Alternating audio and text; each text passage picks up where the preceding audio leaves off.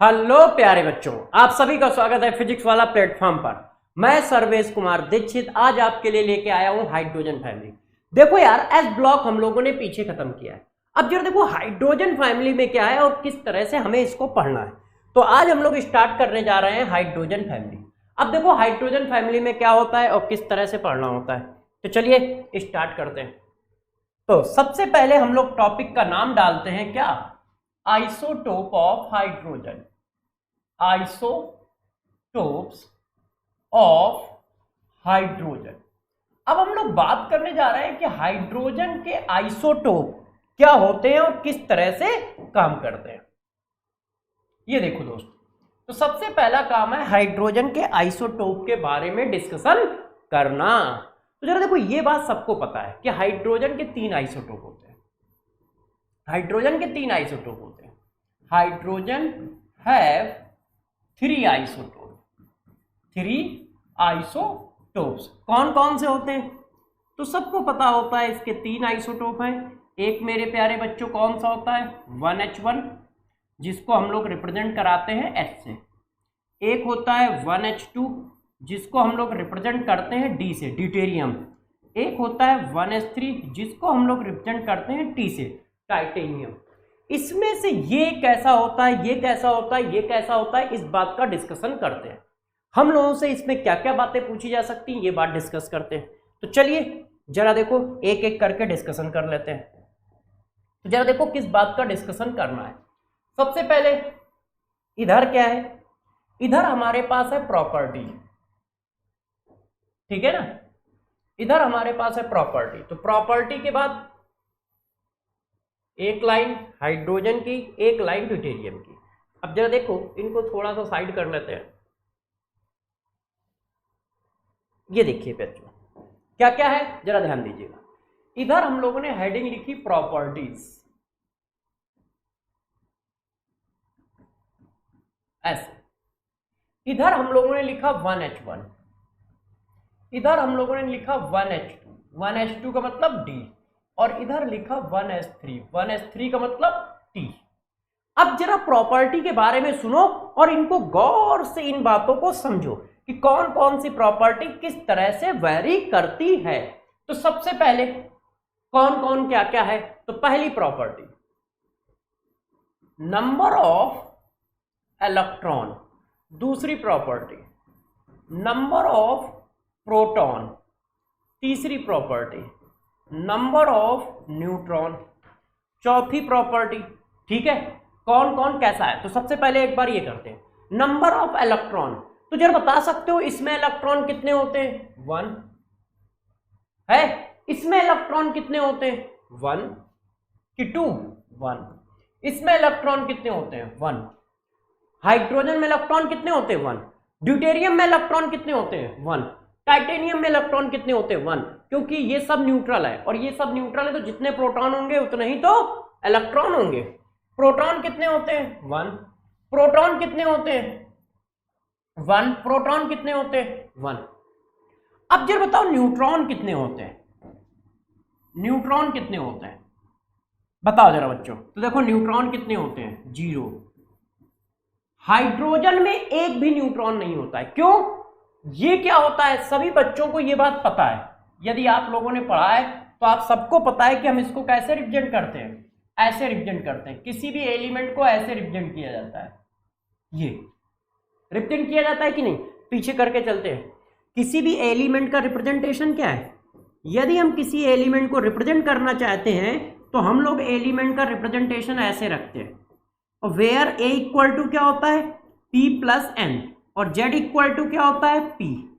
तो इन दोनों का डिफरेंस क्या होगा, इन दोनों का डिफरेंस N ही तो होगा। A minus Z equal to क्या होता है, N। चेक कर लो, A से Z को माइनस करो तो N ही तो आ रहा है। तो वही बात हम लोगों ने यहां की है। A से Z को माइनस किया 0, A से Z को माइनस किया 1, A से Z को माइनस किया 2। इसका मतलब हाइड्रोजन में एक भी न्यूट्रॉन नहीं होता है, ड्यूटेरियम में एक न्यूट्रॉन होता है और टाइटेनियम में 2 न्यूट्रॉन होता है। ये देखो। अब नेक्स्ट नंबर का पॉइंट जरा देखो, ठीक है। नेचर में इनका वॉल्यूम परसेंटेज या mass percentage, percentage by mass या वॉल्यूम, लगभग दोनों का सेम रहता है। तो कितना रहता है, ये होता है 99% के आसपास, 99.95 होता है, ये मान के चलो 99.95%, ये होता है 0.015%, और ये होता है 10⁻⁻15%। मतलब जो हाइड्रोजन आपके पास होता है उसमें पूरा का पूरा क्या होता है, प्रोटीनियम होता है 99.95। निग्लेक्टेबल अमाउंट में ड्यूटेरियम होता है, और टाइटेनियम की वैल्यू 10⁻⁻15% होती है। नेक्स्ट, अब जरा देखिए अब और प्रॉपर्टी क्या है, जैसे बॉइलिंग पॉइंट, 1 मिनट सिंबलाइजेशन लिख देता हूं कि इनको रिप्रेजेंट कैसे करते हैं, है ना। तो next number point, molecular form. इनका मॉलिक्यूलर फॉर्म कैसा है, तो सबका मॉलिक्यूलर फॉर्म क्या होता है, H2, इसको क्या लिखते हो D2, इसको क्या लिखते हो T2, है कि नहीं। अब next number, nature, radio active nature, radio active nature. तो देखो रेडियो एक्टिव नेचर कहा जाए तो ये नॉन रेडियो एक्टिव होता है, नॉन रेडियो एक्टिव, बस नॉन लिख देता हूं, रेडियो एक्टिव नेचर हेडिंग तो पढ़ी है, ये नॉन रेडियो एक्टिव होता है, ये भी नॉन रेडियो एक्टिव होता है, और मेरे दोस्त ये रेडियो एक्टिव होता है। कौन, टाइटेनियम रेडियो एक्टिव है, जिसकी वजह से स्टेबिलिटी की बात की जाए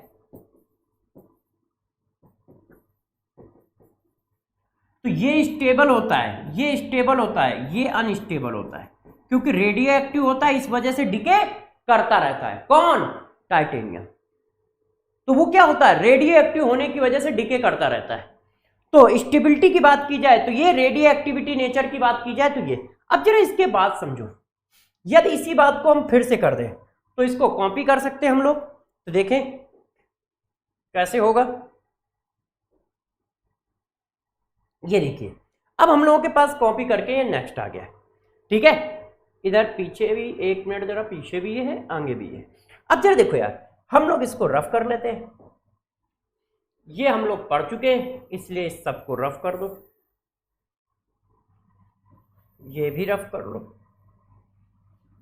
ये भी रफ कर लो, और ये भी रफ कर लो। ये देखिए प्यारे बच्चों, अब जरा देखो यार, टेबल में और आगे बात करते हैं। अब 8th नंबर की प्रॉपर्टी, 8th नंबर की प्रॉपर्टी हमने लिखा बॉइलिंग पॉइंट। 9 नंबर की प्रॉपर्टी मेल्टिंग पॉइंट। 10 नंबर की प्रॉपर्टी डेंसिटी। 11 नंबर की प्रॉपर्टी हीट ऑफ एटमाइजेशन।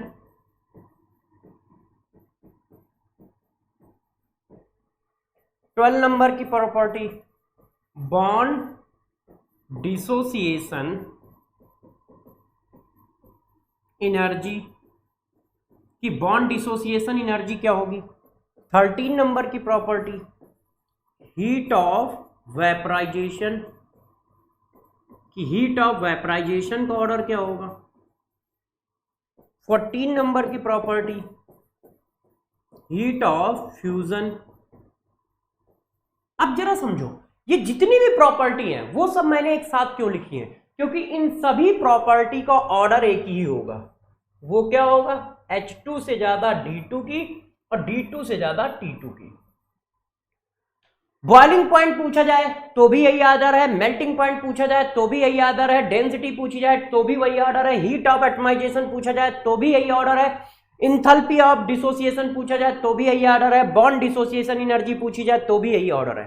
तो जरा गौर से ध्यान रखना, ये प्रॉपर्टी पूछी जाती है ये वाली, और इन सबका ऑर्डर फिक्स है। इन सबका ऑर्डर मेरे दोस्त क्या होता है, ये होता है। तो जरा ध्यान रखना। तो अब आपको ये पता चलेगा कि आइसोटोप ऑफ हाइड्रोजन में याद क्या रखना है। तो मेरे दोस्त, आइसोटोप ऑफ हाइड्रोजन में ये जो बातें लिखी ये तो आपको पहले से ही आती है। इसमें से एक आध बात होगी जो ना आती हो, उसमें से ये वाली है। पहले दो रेडियो एक्टिव नहीं होते हैं, नॉन रेडियो एक्टिव होते हैं। हाइड्रोजन और ड्यूटेरियम नॉन रेडियो एक्टिव है। टाइटेनियम रेडियो एक्टिव एलिमेंट होता है। टाइटेनियम क्या होता है? रेडियो एक्टिव एलिमेंट होता है। इसके अलावा कोई भी प्रॉपर्टी पूछी जाए तो हमेशा ऑर्डर ये लगाओ, boiling point, melting point, bond dissociation energy, molecular weight, ठीक है, heat of fusion, heat of atomization, heat of vaporization, सबका ऑर्डर ये है। क्योंकि मॉलिक्यूलर वेट बढ़ता है तो ये सारी तरह की हीट बढ़ती है। तो ध्यान रखिएगा ये वाली प्रॉपर्टी इंपॉर्टेंट है, पूछी जाती है कि इनका ऑर्डर बताइए, बॉइलिंग पॉइंट का ऑर्डर बताइए, मेल्टिंग पॉइंट का ऑर्डर बताइए, बॉन्ड डिसोसिएशन एनर्जी का ऑर्डर बताइए। तो जैसे जैसे मॉलिक्यूलर वेट बढ़ेगा वैसे वैसे ये सारी प्रॉपर्टी इंक्रीज करेंगी। तो सभी प्रॉपर्टी मॉलिक्यूलर वेट के डायरेक्टली प्रोपोर्शनल है। बस तुम इतना ध्यान रखना कि यदि आइसोटोप ऑफ हाइड्रोजन में कुछ भी पूछा जाए तो बस ध्यान रखना जो भी प्रॉपर्टी पूछी जा रही है वो मॉलिक्यूलर वेट के डायरेक्टली प्रोपोर्शनल है, मतलब इंक्रीजिंग ऑर्डर लगा देना है। चाहे वो बॉइलिंग पॉइंट पूछे, मेल्टिंग पॉइंट पूछे, ठीक है, डेंसिटी पूछे, हीट ऑफ एटमाइजेशन पूछे, बॉन्ड डिसोसिएशन एनर्जी पूछे, इंथैल्पी ऑफ फॉर्मेशन पूछे या इंथैल्पी ऑफ फ्यूजन पूछे, कर लोगे। अब जरा देखो यार, अब इसके बाद जो हमें प्रॉपर्टी करनी है वो दोस्त कौन सी करनी है? वो हमें करनी है टाइप ऑफ हाइड्रोजन। हाइड्रोजन होते कितने तरह के हैं? Type of hydrogen.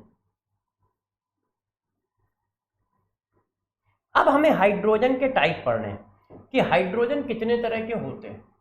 तो जरा देखो, अब हाइड्रोजन के आपको टाइप पढ़ाता हूं, गौर समझिएगा हाइड्रोजन कितने तरह के होते हैं। तो सबसे पहले देखो हाइड्रोजन, ठीक, ये हमारे पास हाइड्रोजन है ऐसे।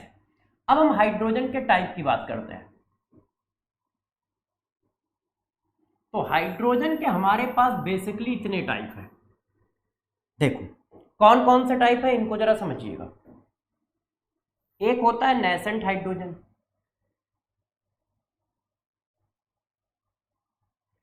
एक होता है हमारे पास एटॉमिक हाइड्रोजन, एक होता है एब्जॉर्ब हाइड्रोजन, एक होता है आर्थो एंड पैरा हाइड्रोजन। तो देखो जरा, हाइड्रोजन के बेसिकली 4 टाइप हमारे पास मिलेंगे। कौन? पहला नेसेंट हाइड्रोजन, दूसरा एटॉमिक हाइड्रोजन, तीसरा एडजॉर्ब्ड हाइड्रोजन। एक एक करके हम इन सभी को एक्सप्लेन करेंगे। चौथा हमारे पास जो होता है वो होता है ortho and para hydrogen. Ortho and para hydrogen. अब इन सबको एक एक करके हमें पढ़ना है कि कौन सा हाइड्रोजन कैसा होता है और उसमें क्या क्या बातें होती हैं। इतने तरह के हमारे हाइड्रोजन है, nascent hydrogen, atomic hydrogen, absorb hydrogen और आर्थो एंड पैरा हाइड्रोजन। तो एक एक करके इन सबको हम लोग यार दोस्त पढ़ते हैं, ठीक है, कि इनमें किसमें क्या क्या बात होती है और किस तरह से ये काम करते हैं। तो चलो इसकी भी एक टेबल बना लेते हैं और इसको भी एक बार समझ लेते हैं। तो ध्यान दीजिए आपके पास किस तरह से हमें करना है, ठीक है, कौन कौन किस किस तरह से काम करेगा। 1 2 3 4। अब जरा देखो यार, एक एक करके हम इनको डिफाइन करते हैं कि किस किस तरह के हाइड्रोजन होंगे और उनमें हमें क्या बात याद रखनी है। Atomic hydrogen, absorb hydrogen, ortho and para hydrogen. देखिए अब हेडिंग डाल देते हैं और फिर हम लोग इसको पढ़ लेते हैं। कौन कौन से हाइड्रोजन हमारे पास थे प्यारे बच्चों? एक था नेसेंट हाइड्रोजन, एक था एटॉमिक हाइड्रोजन और एक हमारे पास था एडजॉर्ब्ड हाइड्रोजन और एक था आर्थो हाइड्रोजन और एक था पैरा हाइड्रोजन। अब इन सबको हम लोग पढ़ते हैं कि ये सब किस तरह से काम करते हैं। ये सब हाइड्रोजन के टाइप थे। अब जरा देखो यार प्यारे बच्चों, ये किस तरह से काम करते हैं। सबसे पहले इसके बारे में बताते हैं कि नेसेंट हाइड्रोजन क्या होता है। तो नेसेंट हाइड्रोजन क्या होता है, सॉरी बच्चों, नेसेंट हाइड्रोजन क्या होता है? ड्यूरिंग द प्रोसेस फॉर्म होता है, form. Nascent hydrogen during the process form होता है, अनस्टेबल होता है, आइसोलेट फॉर्म में एग्जिस्ट नहीं करता, does not exist in isolate form. मिलता कैसे? जैसे हाइड्रोजन, जैसे ये देखो H2SO4 को जिंक पीसेस के साथ, जिंक पाउडर के साथ पास करा दो, तो H2SO4 को जब जिंक पाउडर के साथ पास कराओगे तो कुछ सेकंड के लिए ये बनता है, ये होता है nascent hydrogen. Fraction of second के लिए बनता है, ये अनस्टेबल होता है, एग्जिस्ट नहीं करता, तो ड्यूरिंग द प्रोसेस जनरेट होता है। कौन? Nascent hydrogen. क्या होता है? जब मेटल की पीसेस को, जिंक के पीसेस को H2SO4 में डाला जाता है तो फ्रैक्शन ऑफ सेकंड के लिए Zn, 2 हाइड्रोजन प्लस ZnSO4 होता है। कुछ देर के लिए छोड़ दोगे तो ये हाइड्रोजन गैस में कन्वर्ट हो जाएगा, कुछ देर के लिए छोड़ दोगे तो ये हाइड्रोजन गैस में कन्वर्ट हो जाएगा। ये होता है नेसेंट हाइड्रोजन। ठीक, अब एटॉमिक हाइड्रोजन क्या होता है? यदि हाइड्रोजन गैस को आप पास करा दो इलेक्ट्रिकल आर्क में, इलेक्ट्रिकल आर्क, तो हाइड्रोजन फॉर्म हो जाता है, बॉन्ड ब्रेक हो जाता है। इलेक्ट्रिकल आर्क का मतलब क्या होता है? इलेक्ट्रिकल आर्क का मतलब होता है कि इलेक्ट्रिसिटी की प्रेजेंस में बॉन्ड को ब्रेक करना, इलेक्ट्रिसिटी की प्रेजेंस में बॉन्ड को ब्रेक करना। टंगस्टन वायर है, टंगस्टन वायर को बहुत हीट कर दोगे तो उसकी एनर्जी से क्या होगा? हाइड्रोजन के बॉन्ड ब्रेक हो जाएंगे। ये एटॉमिक हाइड्रोजन है, ये एटॉमिक हाइड्रोजन है, गौर समझिएगा। एटॉमिक हाइड्रोजन, ये एटॉमिक हाइड्रोजन होता है। एटॉमिक हाइड्रोजन क्या करता है? तो जरा एटॉमिक हाइड्रोजन की बात को समझो कि एटॉमिक हाइड्रोजन क्या करता है। ये क्या होता है? ये भी देखो, ये does not exist in isolated form, ये आइसोलेट फॉर्म में एग्जिस्ट करता है, आइसोलेटेड फॉर्म में एग्जिस्ट करता है।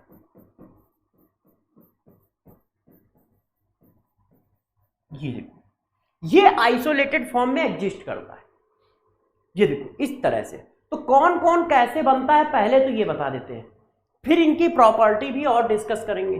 अब एब्जॉर्ब हाइड्रोजन क्या होता है? एब्जॉर्ब हाइड्रोजन क्या होता है? ये देखो मेटल सरफेस है, ऐसे, ये हमारे पास मेटल सरफेस है, जरा बात समझिएगा इस तरह से। अब मेटल सरफेस पे आपने क्या किया? हाइड्रोजन गैस को इम्बीडेड करा दिया है।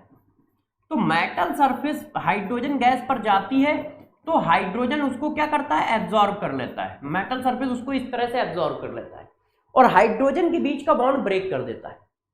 मेटल सरफेस पर हाइड्रोजन गैस इम्बीडेड होती है और इम्बीडेड होने पर हाइड्रोजन के बीच का बॉन्ड ब्रेक हो जाता है और इस तरह का ये बनता है।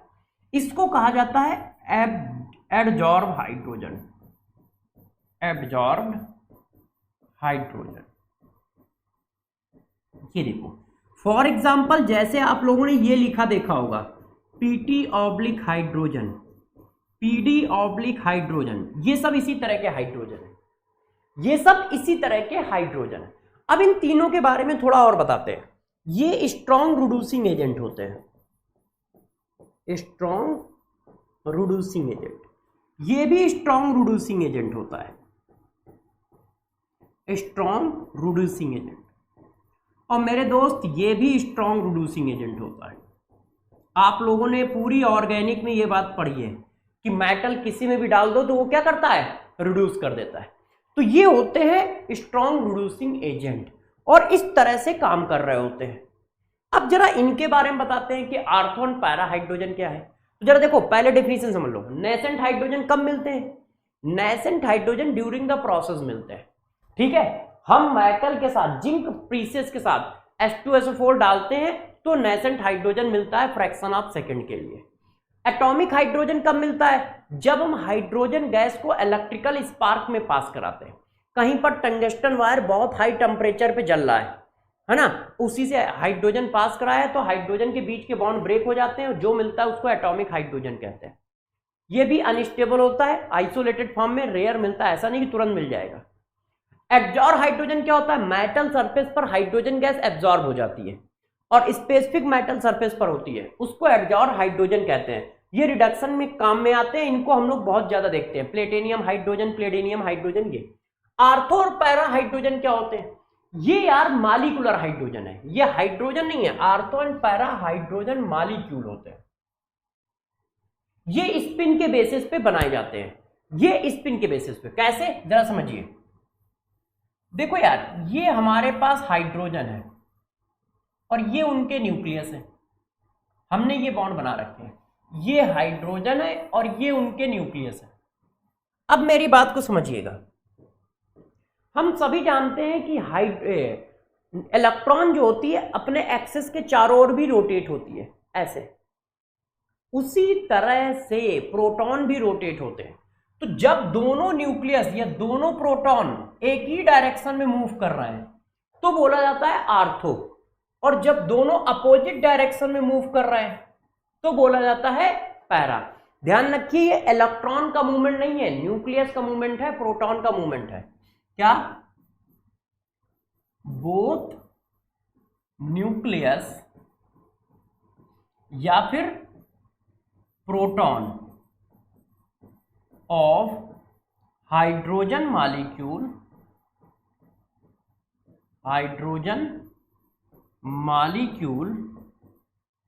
ठीक है, move same direction,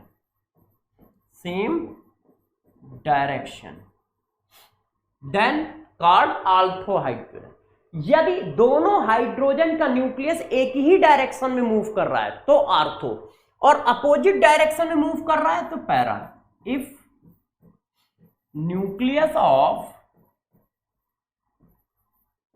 both hydrogen atom in molecule of hydrogen in opposite direction,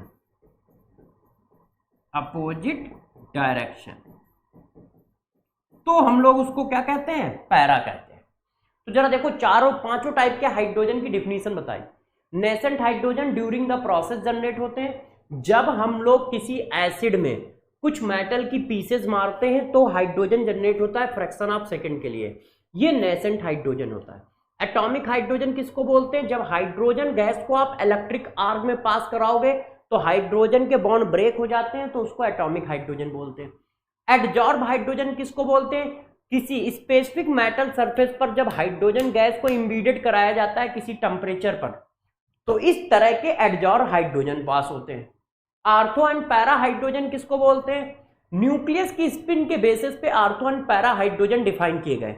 यदि हाइड्रोजन मॉलिक्यूल के, बार बार बोल रहा हूं, हाइड्रोजन मॉलिक्यूल के न्यूक्लियस दोनों एक ही डायरेक्शन में मूव कर रहे हैं, हाइड्रोजन मॉलिक्यूल के न्यूक्लियस दोनों एक ही डायरेक्शन में मूव कर रहे हैं, हाइड्रोजन मॉलिक्यूल के न्यूक्लियस दोनों एक ही डायरेक्शन में मूव कर रहे हैं तो आर्थो, और उनके न्यूक्लियस अपोजिट डायरेक्शन में मूव कर रहे हैं तो पैरा।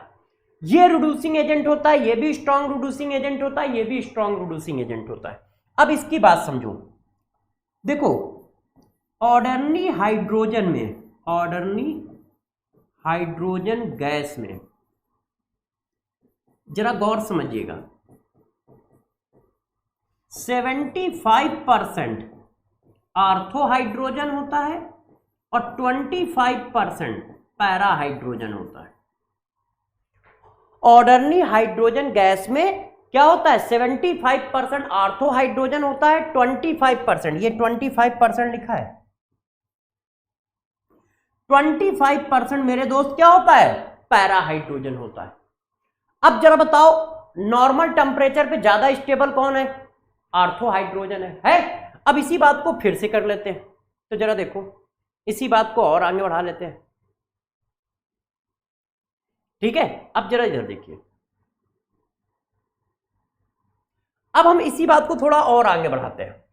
कैसे बढ़ाते हैं तो बताते हैं, पहले इसको रफ कर दें। तो कोई बात नहीं।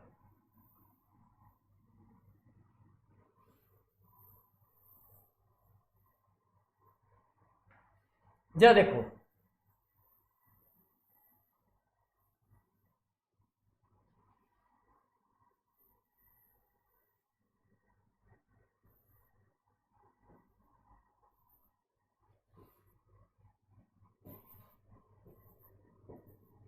अब जरा देखो यार, आपको बातों को समझाते हैं।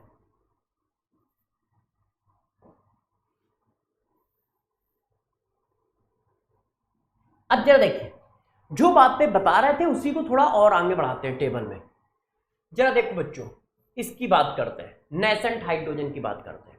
तो इसके बारे में थोड़ा सा और डिटेल देते हैं, जैसे आपको ये पता लगे कि ये किस तरह से काम करता है। एग्जाम्पल, ध्यान दीजिएगा, गौर से ध्यान दीजिएगा, ये पूछा जाता है तो इसको आंसर बताना होता है। तो जरा देखो बच्चों, क्या होता है, KMnO4 पिंक कलर का होता है, FeCl3, ठीक है, या फेरिक आयन, ये जो होते हैं H2SO4 के साथ नो रिएक्शन, कोई रिएक्शन नहीं करते हैं। मतलब यदि हम KMnO4 या फेरिक क्लोराइड में H2SO4 डालते हैं तो कोई रिएक्शन नहीं होती है, कोई रिएक्शन नहीं होती है। और साथ में हाइड्रोजन गैस, नो रिएक्शन, मतलब KMnO4 does not decolourise. Decolourise का मतलब समझ रहे हो, उसका कलर चेंज नहीं होता है क्योंकि रिएक्शन नहीं होती है। मगर यदि हम कंपोजिशन में but some amount of zinc pieces या zinc powder involve in reaction, then KMnO4 decolourise.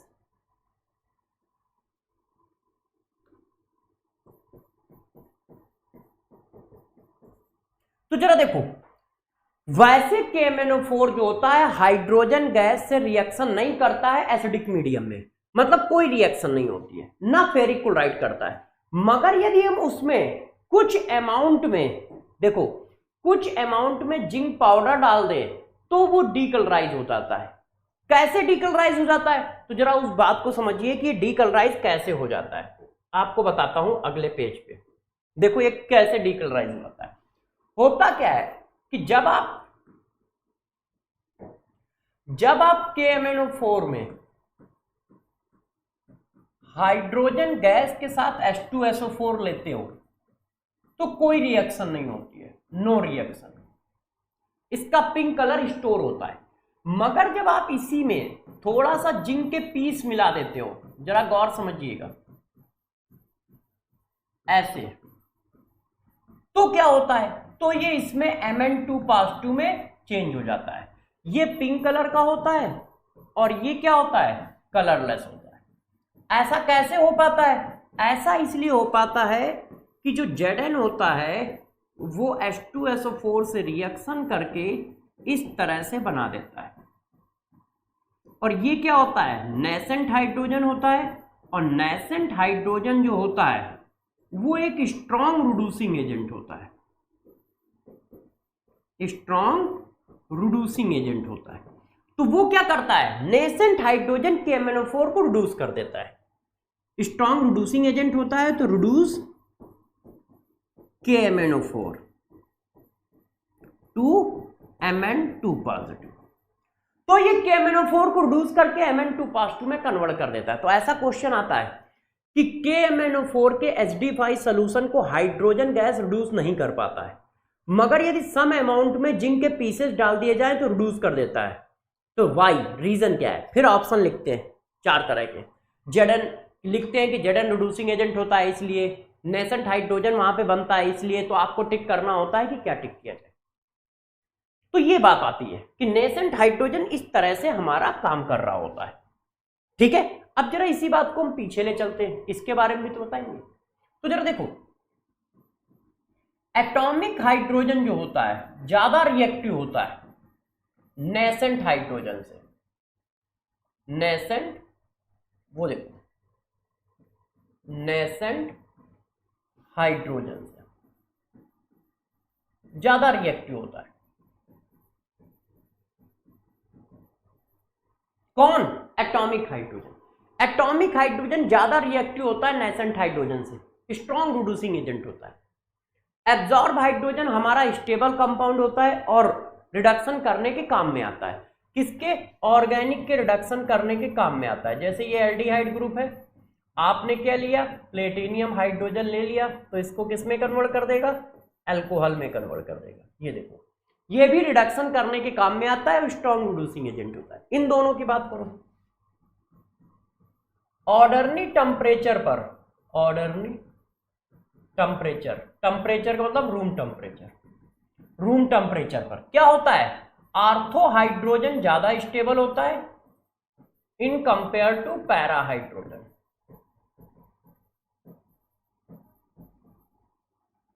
Stable होता है। क्यों? क्योंकि रूम टेम्परेचर पे ये कितना प्रेजेंट होता है? ये प्रेजेंट होता है 75% और वो प्रेजेंट होता है 25%। यहां पर एक खास बात है, मैग्नेटिक मूवमेंट,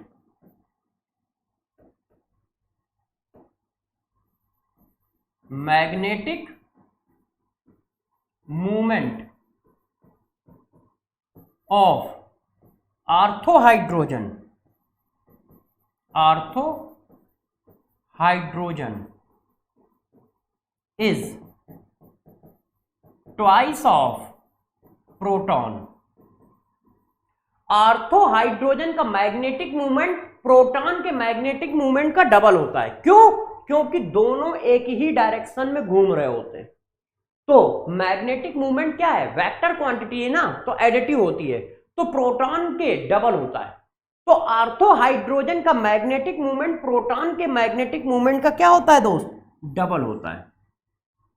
प्रोटॉन बोलो या हाइड्रोजन बोलो। अब जबकि इसका मैग्नेटिक मूवमेंट क्या होता है? यदि मैं इसके मैग्नेटिक मूवमेंट की बात करूं तो magnetic movement of para hydrogen, para hydrogen, अब आप समझ गए होंगे कि क्या लिखना है, इस जीरो। इसका मैग्नेटिक मूवमेंट कितना होता है? जीरो होता है। क्यों जीरो होता है? क्योंकि आप जानते हो कि ये दोनों अपोजिट स्पिन में है, कैंसिल आउट कर जाएंगे, तो इसका मैग्नेटिक मूवमेंट कितना आएगा? जीरो आएगा। क्यों? एक दूसरे को कैंसिल आउट कर जाएंगे। और जबकि यहां एक दूसरे को कैंसिल आउट नहीं करेंगे, एडिटिव प्रॉपर्टी है, ऐड हो जाएंगे। तो आर्थो और पैरा हाइड्रोजन के लिए हमें क्या याद रखना है? आर्थो हाइड्रोजन क्या होते हैं? जब न्यूक्लियस दोनों एक डायरेक्शन में घूमते हैं तो आर्थो हाइड्रोजन। यदि हाइड्रोजन मॉलिक्यूल के न्यूक्लियस अपोजिट डायरेक्शन में घूम रहे हैं तो पैरा हाइड्रोजन। ठीक है। अब दूसरी बात क्या बताई गई? ऑर्डिनरी हाइड्रोजन में 75% इस तरह का हाइड्रोजन होता है, 25% इस तरह का हाइड्रोजन होता है, जिसकी वजह से आर्थो हाइड्रोजन को हम ज्यादा स्टेबल बोलते हैं पैरा हाइड्रोजन के रिस्पेक्ट में। मैग्नेटिक मूवमेंट आर्थो हाइड्रोजन का डबल होता है प्रोटॉन से या हाइड्रोजन से, और जबकि पैरा हाइड्रोजन का मैग्नेटिक मूवमेंट जीरो होता है। अब ये तीन तरह के हाइड्रोजन कैसे हैं मैंने बताया। किसी केमिकल प्रोसेस में जो हाइड्रोजन जनरेट होता है वो नेसेंट हाइड्रोजन बोला जाता है। हाइड्रोजन गैस को इलेक्ट्रिक स्पार्क में पास करा दो, इलेक्ट्रिक भट्टी में पास करा दो, तो जो हाइड्रोजन जनरेट होता है वो एटॉमिक हाइड्रोजन होता है। और मेटल सरफेस पर हाइड्रोजन गैस को इम्बीडेड कराकर जो हाइड्रोजन जनरेट होता है उसको एडजॉर्ब हाइड्रोजन बोलते हैं। तीनों के तीनों स्ट्रॉन्ग रिड्यूसिंग एजेंट होते हैं। ये आइसोलेटेड फॉर्म में एग्जिस्ट नहीं करता है, ये एग्जिस्ट करता है, ये एग्जिस्ट करता है। एटॉमिक हाइड्रोजन की रिएक्टिविटी नेसेंट हाइड्रोजन से ज्यादा होती है ना। इतनी बातें बताई। तो जरा देखो यार दोस्त, अभी तक आपको क्या क्या बता दिया। आपको मैंने टाइप ऑफ हाइड्रोजन बता दिए, आइसोटोप ऑफ हाइड्रोजन बता दिए, ठीक है। अब हम लोग कहानी को थोड़ा और आगे ले चलते हैं। अब हम लोग पढ़ाते हैं हाइड्राइड। तो जरा देखो, हाइड्राइड, हाइड्राइड क्या होते हैं हम इस पर डिस्कस करते हैं कि हाइड्राइड क्या है, किस तरह से हमें मिलते हैं। तो कोई बच्चे बता सकता है कि हाइड्राइड क्या होते हैं? डिफिनीशन इंपॉर्टेंट है, हाइड्राइड डिफिनीशन बताओ। तो जरा देखो, गौर समझिएगा। Binary compound of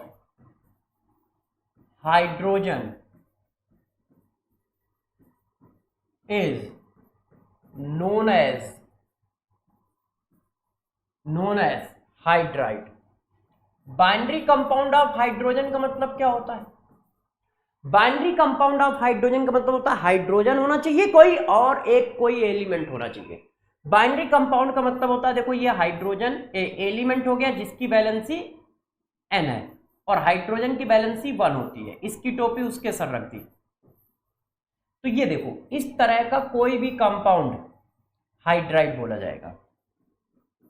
binary compound में देखो दो एलिमेंट हैं, एक हाइड्रोजन है और एक कोई दूसरा एलिमेंट है। फॉर एग्जांपल ये देखो HCl हाइड्राइड है, फॉर एग्जांपल H2O हाइड्राइड है, बाइनरी कंपाउंड है। हैलोजन है, हाइड्रोजन है, ऑक्सीजन और हाइड्रोजन है, अमोनिया हाइड्रोजन है और नाइट्रोजन है, एंड ये देखो हाइड्रोजन है और नाइट्रोजन है। तो ये सब क्या है? हाइड्राइड। ये देखो ये सब क्या है? हाइड्राइड। ये देखो ये सब क्या है? हाइड्राइड। ये सब क्या है? हाइड्राइड। ये सब क्या है? हाइड्राइड। अब मैं पूछूं ये क्या है? तो ये हाइड्राइड नहीं है। बाइनरी कंपाउंड कहां है? 3 एलिमेंट हो गए, 1 2 3, कार्बन ऑक्सीजन हाइड्रोजन। मैं पूछूं ये क्या है? जरा इसको देखिए, आप बताइएगा क्या ये हाइड्राइड है हमारा? ये देखो 3 एलिमेंट हो गए, नहीं। मैं पूछूं HOCl क्या है? क्या ये हाइड्राइड है? नहीं। मैं पूछता हूं क्या ये हाइड्राइड है? देखो जरा HNO3, नहीं। Binary compound of hydrogen is known as hydride, means सिर्फ हाइड्रोजन होना चाहिए और उसके साथ कोई और एक एलिमेंट होना चाहिए। किस रेशियो में है उससे कोई लेना देना नहीं है। तो सबसे पहले तो तुम डिफिनीशन समझो कि binary compound of hydrogen is known as hydride. ठीक, अब बात ये आती है मेरे दोस्त कि हाइड्राइड को डिवाइड कैसे किया जाता है। तो जरा देखो हाइड्राइड का आप क्लासिफिकेशन करते हैं कि क्लासिफिकेशन ऑफ हाइड्राइड किस तरह से है ना, उसको डिफाइन करते हैं। देखो अब हाइड्राइड को डिवाइड करते हैं, तो यदि हम हाइड्राइड को डिवाइड करें तो इतनी तरह से हमें डिवाइड करना पड़ता है। देखो 3 तरह से। कौन कौन से 3 तरीके हैं? देखिए 1 2 और 3।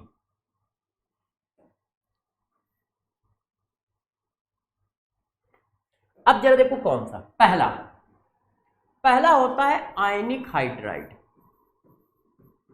आयनिक हाइड्राइड, आयनिक हाइड्राइड को ही सॉल्ट लाइक हाइड्राइड बोलते हैं। इसी को यार सलीन हाइड्राइड बोलते हैं। ये इसके नाम है। क्या होते हैं, कैसे होते हैं, अभी समझाऊंगा। पहला। दूसरा जरा देखो, दूसरा हमारा होता है कोवैलेंट हाइड्राइड।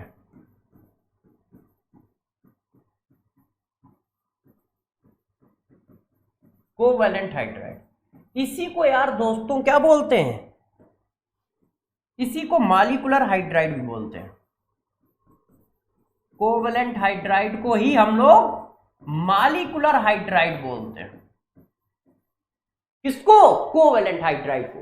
कोवैलेंट हाइड्राइड को मॉलिक्यूलर हाइड्राइड भी बोला जाता है। अब आता है कौन सा? अब हमारे दोस्त आता है तीसरा नंबर, इसको बोलते हैं मेटालिक हाइड्राइड। मेटालिक हाइड्राइड, इसी को बोला जाता है इंटरस्टिशियल हाइड्राइड।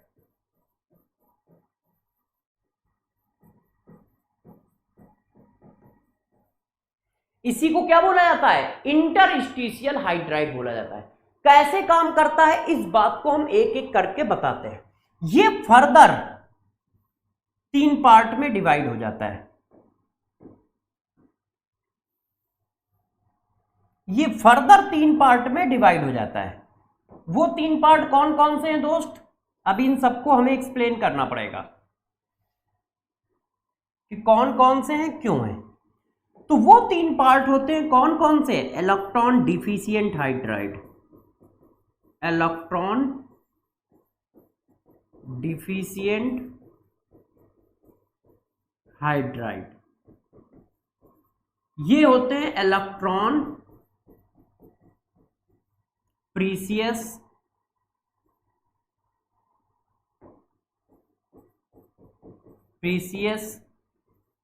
हाइड्राइड,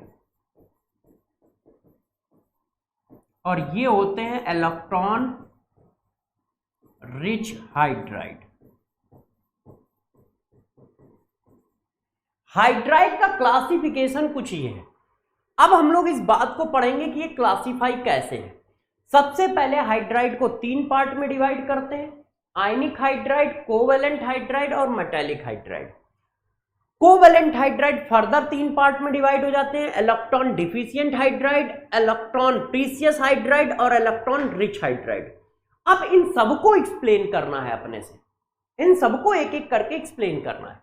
पहले हाइड्राइड का क्लासिफिकेशन समझे कि हाइड्राइड होता क्या है, वो हम लोगों ने यहां पढ़ाया। Binary compound of hydrogen is known as hydride. Binary compound का मतलब तो समझ रहे हो ना, सिर्फ हाइड्रोजन होगा और कोई एक और एलिमेंट होगा। क्या? सिर्फ हाइड्रोजन होगा और एक एलिमेंट होगा, वो बाइनरी कंपाउंड ऑफ हाइड्रोजन है। फिर क्या है? Ionic hydride, covalent hydride, metallic hydride. अब इन सबको एक एक करके हम एक्सप्लेन करते हैं। तो जरा देखो, स्टार्ट करते हैं आयनिक हाइड्राइड से।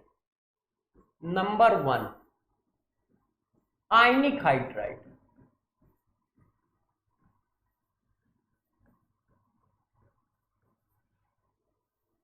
ये क्या होते हैं और कैसे बनते हैं, इस बात को आपको समझाता हूं, जरा गौर से समझिएगा कि आयनिक हाइड्राइड क्या है, कब फॉर्म होते हैं, कैसे फॉर्म होते हैं।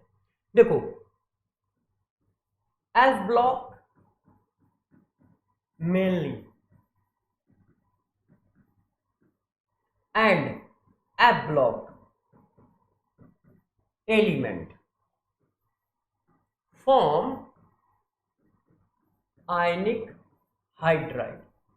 आयनिक हाइड्राइड का मतलब उनके बीच में क्या होगा? आयनिक बॉन्ड होगा। और आयनिक बॉन्ड कौन बनाते हैं? एस ब्लॉक वाले और एफ ब्लॉक वाले।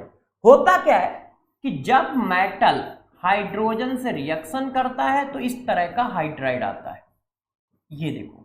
मगर खास बात क्या है कि इनके बीच में आयनिक बॉन्ड होता है इस तरह का, ये देखो, ये क्या है? आयनिक बॉन्ड है, आयनिक बॉन्ड है ऐसे। तो आयनिक हाइड्राइड कौन फॉर्म करते हैं? आयनिक हाइड्राइड स्ट्रॉन्ग मेटल फॉर्म करते हैं, और ये दोनों स्ट्रॉन्ग मेटल होते हैं। कौन? एस ब्लॉक के और पी ब्लॉक के। और आयनिक हाइड्राइड क्या होते हैं? आयनिक हाइड्राइड आयनिक बॉन्ड बनाते हैं। आयनिक हाइड्राइड क्या बनाते हैं? आयनिक बॉन्ड बनाते हैं। Except lithium hydride, beryllium hydride and boron hydride. Boron तो इस फैमिली का नहीं है, इसको हटा दो। मैग्नीशियम हाइड्राइड हैव significant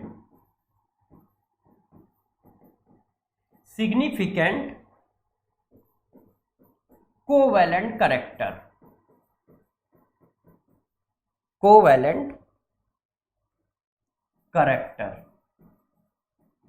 इसका मतलब समझ पा रहे हो?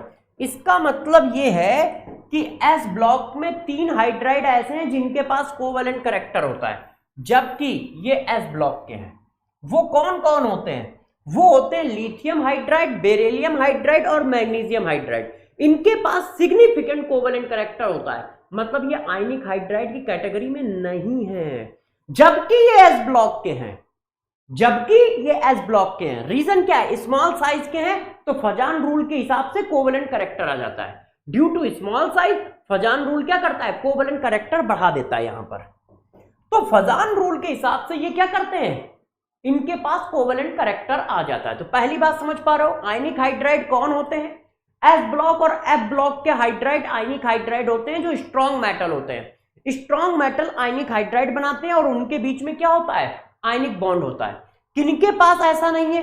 लिथियम हाइड्राइड, बेरिलियम हाइड्राइड और magnesium hydride significant covalent character रखते हैं, मतलब ये आयनिक हाइड्राइड की कैटेगरी में नहीं आते हैं। अब इनकी कुछ प्रॉपर्टी बताते हैं। तो प्रॉपर्टी एक कॉन्सेप्ट देता हूं, आप बहुत यूज करते हो, जब आप केमिस्ट्री पढ़ते हो तो ये बहुत यूज होता है, गौर से समझिएगा। यदि हमारे पास कोई आयनिक हाइड्राइड है तो ध्यान दीजिए, आयनिक हाइड्राइड का जो H निगेटिव होता है वो एक्ट करता है एक स्ट्रॉन्ग बेस की तरह। आयनिक हाइड्राइड का जो H निगेटिव होता है वो बेस की तरह स्ट्रॉन्ग करता है। अब इनमें से किसी से भी रिएक्शन करा दोगे इसकी तो आंसर सेम आएगा। किससे? किसी से भी करा दो, एसिड से करा दो, गौर से देखते जाइए, किसी एसिड से करा दो, ऑक्सीजन से अटैच हाइड्रोजन वाले मॉलिक्यूल से करा दो, सल्फर से अटैच मॉलिक्यूल से करा दो,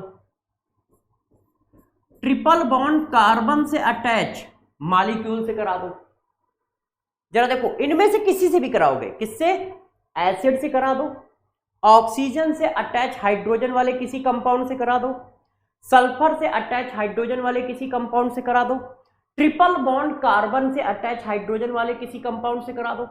ये सब एसिडिक कंडीशन है, ये सब एसिडिक कंडीशन है। कॉन्सेप्ट समझिएगा, 1000 रिएक्शन एक साथ बता रहा हूं, ये एसिड और बेस रिएक्शन करेंगे।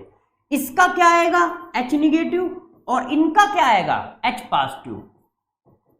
ये मिलके क्या बनाएंगे? Hydrogen gas. साथ में क्या बनाएंगे? ETC। ETC में क्या होगा? इसका पॉजिटिव पार्ट, इसका निगेटिव पार्ट। इसका क्या होगा? पॉजिटिव पार्ट, क्योंकि इसका निगेटिव पार्ट चला गया, और इसका निगेटिव पार्ट। ये तो जरा इस कॉन्सेप्ट को समझिए, बहुत इंपॉर्टेंट है, बहुत जगह पे यूज होता है, बच्चों को पकड़ में नहीं आता है, उनको लगता है सब याद रखना है। इनऑर्गेनिक में भी कुछ बहुत सारे कॉन्सेप्ट है, याद कुछ नहीं करना है, पहले इस कॉन्सेप्ट को समझ लो। आयनिक हाइड्राइड की रिएक्शन यदि आप एसिड से कराते हो या किसी ऐसे मॉलिक्यूल के साथ कराते हो जिसके पास O से अटैच हाइड्रोजन है, या किसी ऐसे मॉलिक्यूल के साथ कराते हो जिसके पास सल्फर से अटैच हाइड्रोजन है, या किसी ऐसे मॉलिक्यूल के पास कराते हो जिसके पास ट्रिपल बॉन्ड से अटैच हाइड्रोजन है, तो ये सब एसिडिक कंडीशन है। यहां से प्रोटॉन निकलेगा, यहां से H निगेटिव निकलेगा, हाइड्रोजन गैस बनेगी। अब बचा कुचा ETC होगा। कैसे? फॉर एग्जांपल करके दिखाता हूं, आप इन रिएक्शन को खूब अच्छे से करिए। सोडियम हाइड्राइड की रिएक्शन वाटर के साथ, ये देखो, लिथियम हाइड्राइड, लिथियम क्या सोडियम ही ले लो अभी, ये देखो, कैल्शियम हाइड्राइड की रिएक्शन अल्कोहल के साथ, इस तरह से, ये देखते जाइए, ठीक है, आप करते चले जाओ। सोडियम हाइड्राइड की रिएक्शन HCl के साथ, ये देखो, सोडियम हाइड्राइड की रिएक्शन एसिड के साथ या फिनॉल के साथ, ऐसे। सोडियम हाइड्राइड की रिएक्शन H2S के साथ, ऐसे। सोडियम हाइड्राइड की रिएक्शन एसिटिलीन के साथ, ऐसे। अब ये सारी रिएक्शन एक ही काम करती हैं। हमको लगता है कि कुछ अलग हो रहा है, रियलिटी में मेरे दोस्त कुछ अलग नहीं हो रहा होता है, एसिड बेस रिएक्शन है। जरा देखो, ये हाइड्रोजन गैस बनाएंगे, रिलीज क्या करेंगे? इसका माइनस चार्ज और इसका प्लस, तो बचा क्या? NaOH। इसमें क्या है? हाइड्रोजन गैस निकल गया, बचा क्या? C2H5O का होल ट्वाइस NaCl। इसमें क्या हुआ? हाइड्रोजन गैस निकल गया, बचा क्या? NaCl। इसमें क्या हुआ? हाइड्रोजन गैस निकल गया, बचा क्या? ये ऐसे। इसमें क्या हुआ? हाइड्रोजन गैस निकल गया, बचा क्या? NaSH negative. इसमें क्या हुआ? हाइड्रोजन गैस निकल गई, बचा क्या? एसिटलाइट, सोडियम एसिटलाइट। ये देखो, ये देखो ETC। ये सब रिएक्शन क्या है? एसिड बेस रिएक्शन है। ये हमारा बेस की तरह काम कर रहा है और ये हमारा एसिड की तरह काम कर रहा है। और इस तरह से रिएक्शन हमारी हो रही है। आप चाहें तो इस पर बेस्ड क्वेश्चन भी पूछ सकते हैं, बहुत सारे आपने क्वेश्चन ऐसे किए हैं। जैसे ये देखो, हमने क्या किया, मैंने कहा यार एक हमारे पास मेटल है ये, इसकी रिएक्शन मैंने इससे करा दी, कंपाउंड आया ए। इस कंपाउंड को जरा देखिए, जो कंपाउंड आया है उसको क्या किया, इस कंपाउंड को वाटर के साथ पास कराया, तो हमारे पास आया बी और सी। ठीक है, बी जो है, गौर से देखिए, बी जो है, ठीक है, कार्बन डाइऑक्साइड से रिएक्शन करके व्हाइट प्रेसिपिटेट बना रहा है। तो बताओ ए बी सी डी क्या है। तो जरा देखो कैसे करोगे इस क्वेश्चन को, कैसे करोगे, जब सोडियम हाइड्रोजन से रिएक्शन करेगा तो हाइड्राइड बना देगा ऐसे। हाइड्राइड कैसा होता है, बेसिक नेचर का होता है। अब वाटर में डाला तो यही वाली रिएक्शन याद आई कि नहीं, हाइड्राइड की रिएक्शन, आयनिक हाइड्राइड की रिएक्शन ऑक्सीजन से अटैच हाइड्रोजन से करोगे तो एसिड बेस रिएक्शन होगी, ये बनेगा और ये बनेगा। क्यों, इसका H निगेटिव इसका H पॉजिटिव मिलके ये बना देंगे। जैसे ये देखो, अब यार हाइड्रोजन गैस कार्बन डाइऑक्साइड से तो रिएक्शन कर नहीं सकती है, इसका मतलब बी कौन है, NaOH। अब फिर यहां पर एसिड बेस रिएक्शन लग गई। यदि किसी बच्चे को याददाश्त तेज है तो मैंने पढ़ाया है, NaOH में भी पढ़ाया है, अभी पिछली क्लास में भी पढ़ाया है। NaOH बेस है और ये एसिड है, एसिड बेस रिएक्शन होगी तो ऑक्सो एसिड का सॉल्ट बनेगा। और याद ही ना हो यार, पढ़ते तो होगे नहीं है ना, और याददाश्त तेज होगी तो सारी रिएक्शन कर लोगे, इनऑर्गेनिक की भी, इनऑर्गेनिक के भी सारे कॉन्सेप्ट पढ़ा दूंगा। अभी हाइड्रोजन में पढ़ा रहा हूं, एस ब्लॉक में पढ़ा रहा हूं, पी ब्लॉक में तो बहुत कॉन्सेप्ट पढ़ाऊंगा। इनऑर्गेनिक भी याद नहीं की जाती है, ये सब फर्जी चीजें कि रटना पड़ता है, ऐसा कुछ रटना नहीं पड़ता है। क्या ये रटना पड़ रहा है, ये तो कॉन्सेप्ट है, और इसी की रिएक्शन बार बार घूम फिर के आएंगी। ये देखो, आयनिक हाइड्राइड की रिएक्शन एसिड से कराओगे, ऑक्सीजन से अटैच वाले मॉलिक्यूल से करा दो, सल्फर से अटैच वाले मॉलिक्यूल के साथ करा दो, या एसिटाइड से अटैच वाले मॉलिक्यूल के साथ करा दो, तो एसिड बेस रिएक्शन होकर हमेशा हाइड्रोजन गैस बनेगी और ETC बनेगा इस तरह से। अब ये मैंने कुछ रिएक्शन कराई, कुछ क्वेश्चन बताए। अब आयनिक हाइड्राइड के बाद कोवैलेंट हाइड्राइड पढ़ लेते हैं। Point 2, covalent hydride.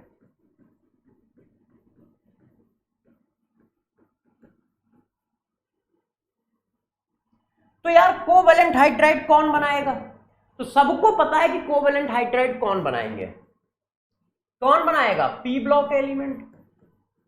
P block element mainly form covalent hydride, जैसे वाटर, अमोनिया, HCl, BH3, ये देखो, ये देखो, ETC, ये सब कोवैलेंट हाइड्राइड है। कोवैलेंट हाइड्राइड फर्दर 2 पार्ट में, 3 पार्ट में डिवाइड कर दिए जाते हैं। अब हम उनको क्लासिफाई कर देते हैं, उनको भी पढ़ा देते हैं। उनको पढ़ाने में हम लोगों को टाइम नहीं लगना है, 2 मिनट लगना है।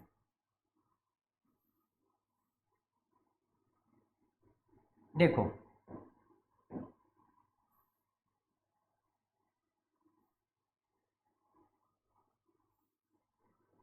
देखो यार प्यारे बच्चों, कोवैलेंट हाइड्राइड फर्दर क्लासिफाई हो जाते हैं कैसे, इलेक्ट्रॉन डिफिशिएंट। अब इलेक्ट्रॉन डिफिशिएंट हाइड्राइड कौन होते हैं, बता सकते हो?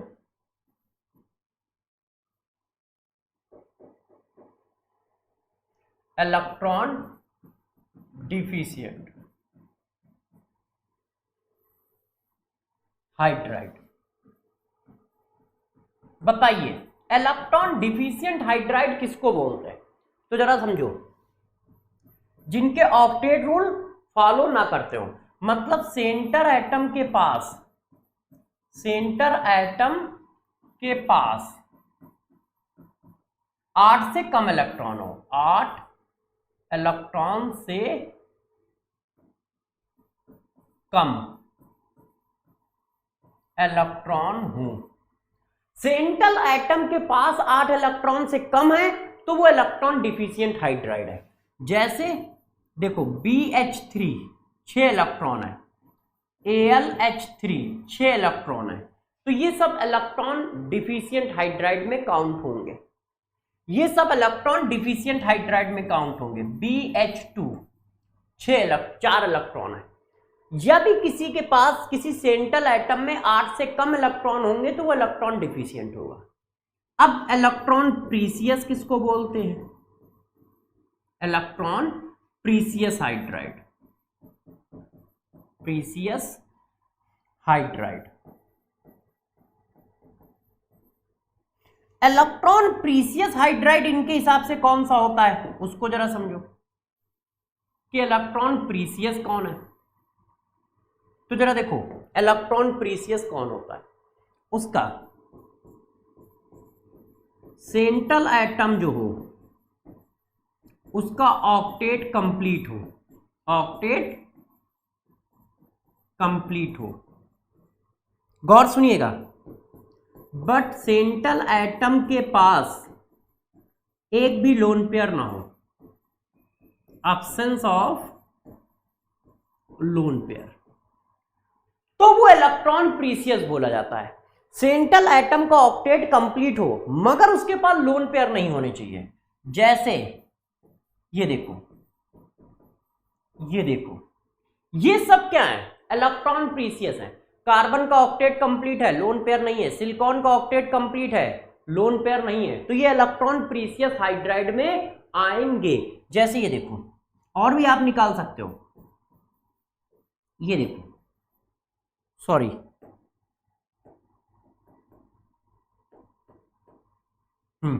ये देखिए, ये सब क्या है? ये सब हमारे इलेक्ट्रॉन प्रीसियस हाइड्राइड है। B2S6 लिख लो, SCH2 लिख लो, ये देखो, ये सब प्रीसियस हाइड्राइड है। इनके ऑक्टेट कंप्लीट है मगर इनके पास लोन पेयर नहीं है। अब यदि इलेक्ट्रॉन रिच की बात की जाए कि इलेक्ट्रॉन रिच किसको बोला जाता है, कि इलेक्ट्रॉन रिच हाइड्राइड कौन है, तो अब आप समझ गए होंगे इलेक्ट्रॉन रिच हाइड्राइड किसको बोला जाता है। जरा देखिए, इलेक्ट्रॉन रिच हाइड्राइड बेटा उसको बोलते हैं जिसके पास ये कंडीशन है, सेंट्रल एटम का ऑक्टेट कंप्लीट हो, ऑक्टेट कंप्लीट हो, साथ साथ में सेंट्रल एटम के पास मिनिमम एक लोन पेयर हो, मिनिमम 1 लोन पेयर, तो वो इलेक्ट्रॉन रिच बोला जाता है। तो कोवैलेंट हाइड्राइड को फर्दर हम 3 पार्ट में डिवाइड कर देते हैं। इलेक्ट्रॉन डिफिशिएंट हाइड्राइड जिसके सेंट्रल एटम में 8 से कम इलेक्ट्रॉन हो, इलेक्ट्रॉन प्रीसियस हाइड्राइड जिसके सेंट्रल एटम का ऑक्टेट कंप्लीट हो मगर लोन पेयर ना हो, electron rich hydride central atom का ऑक्टेट कंप्लीट हो और लोन पेयर हो। फॉर एग्जांपल जैसे वाटर, अमोनिया, HCl है ना, H2S एसेट्रा, ये सब इलेक्ट्रॉन रिच हाइड्राइड है। इन सब के ऑक्टेट कंप्लीट है और सेंट्रल एटम के पास लोन पेयर भी है। क्यों दोस्त, बात समझ पा रहे हो ना? कर लोगे ना यार? यदि आप डिमांड करोगे तो क्वेश्चन देना पड़ जाएगा, तो फिर क्वेश्चन भी दे देंगे। पहले ये देखो, कोवैलेंट हाइड्राइड समझ पाए कि कोवैलेंट हाइड्राइड हम किसको बोलेंगे और किस तरह से बोलेंगे, इतनी बात क्लियर है। हाइड्राइड, कोवैलेंट हाइड्राइड कब कब क्या क्या बोलोगे? Electron deficient hydride central atom के पास 8 से कम इलेक्ट्रॉन है, इलेक्ट्रॉन डिफिशिएंट है। Electron precious hydride central atom का ऑक्टेट कंप्लीट हो मगर लोन पेयर ना हो।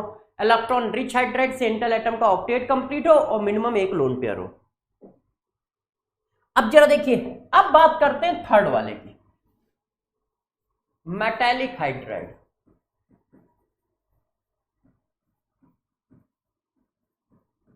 मेटालिक हाइड्राइड ये जनरली क्या होते हैं? डी ब्लॉक के एलिमेंट्स हो करते हैं। D block element, D block form metallic hydride. ये देखो, जैसे TiH 1.3, वैलिडिनम H 1.7, ये इंटरस्टिशियल हाइड्राइड भी बोले जाते हैं। होता क्या है, इंटरस्टिशियल साइड पर हाइड्रोजन जाके ट्रैप हो जाता है। हाइड्रोजन क्या होता है, वहां पर ट्रैप्ड हो जाता है। ठीक है, तो जरा देखो क्या होता है, hydrogen atom trapped in metallic lattice of metal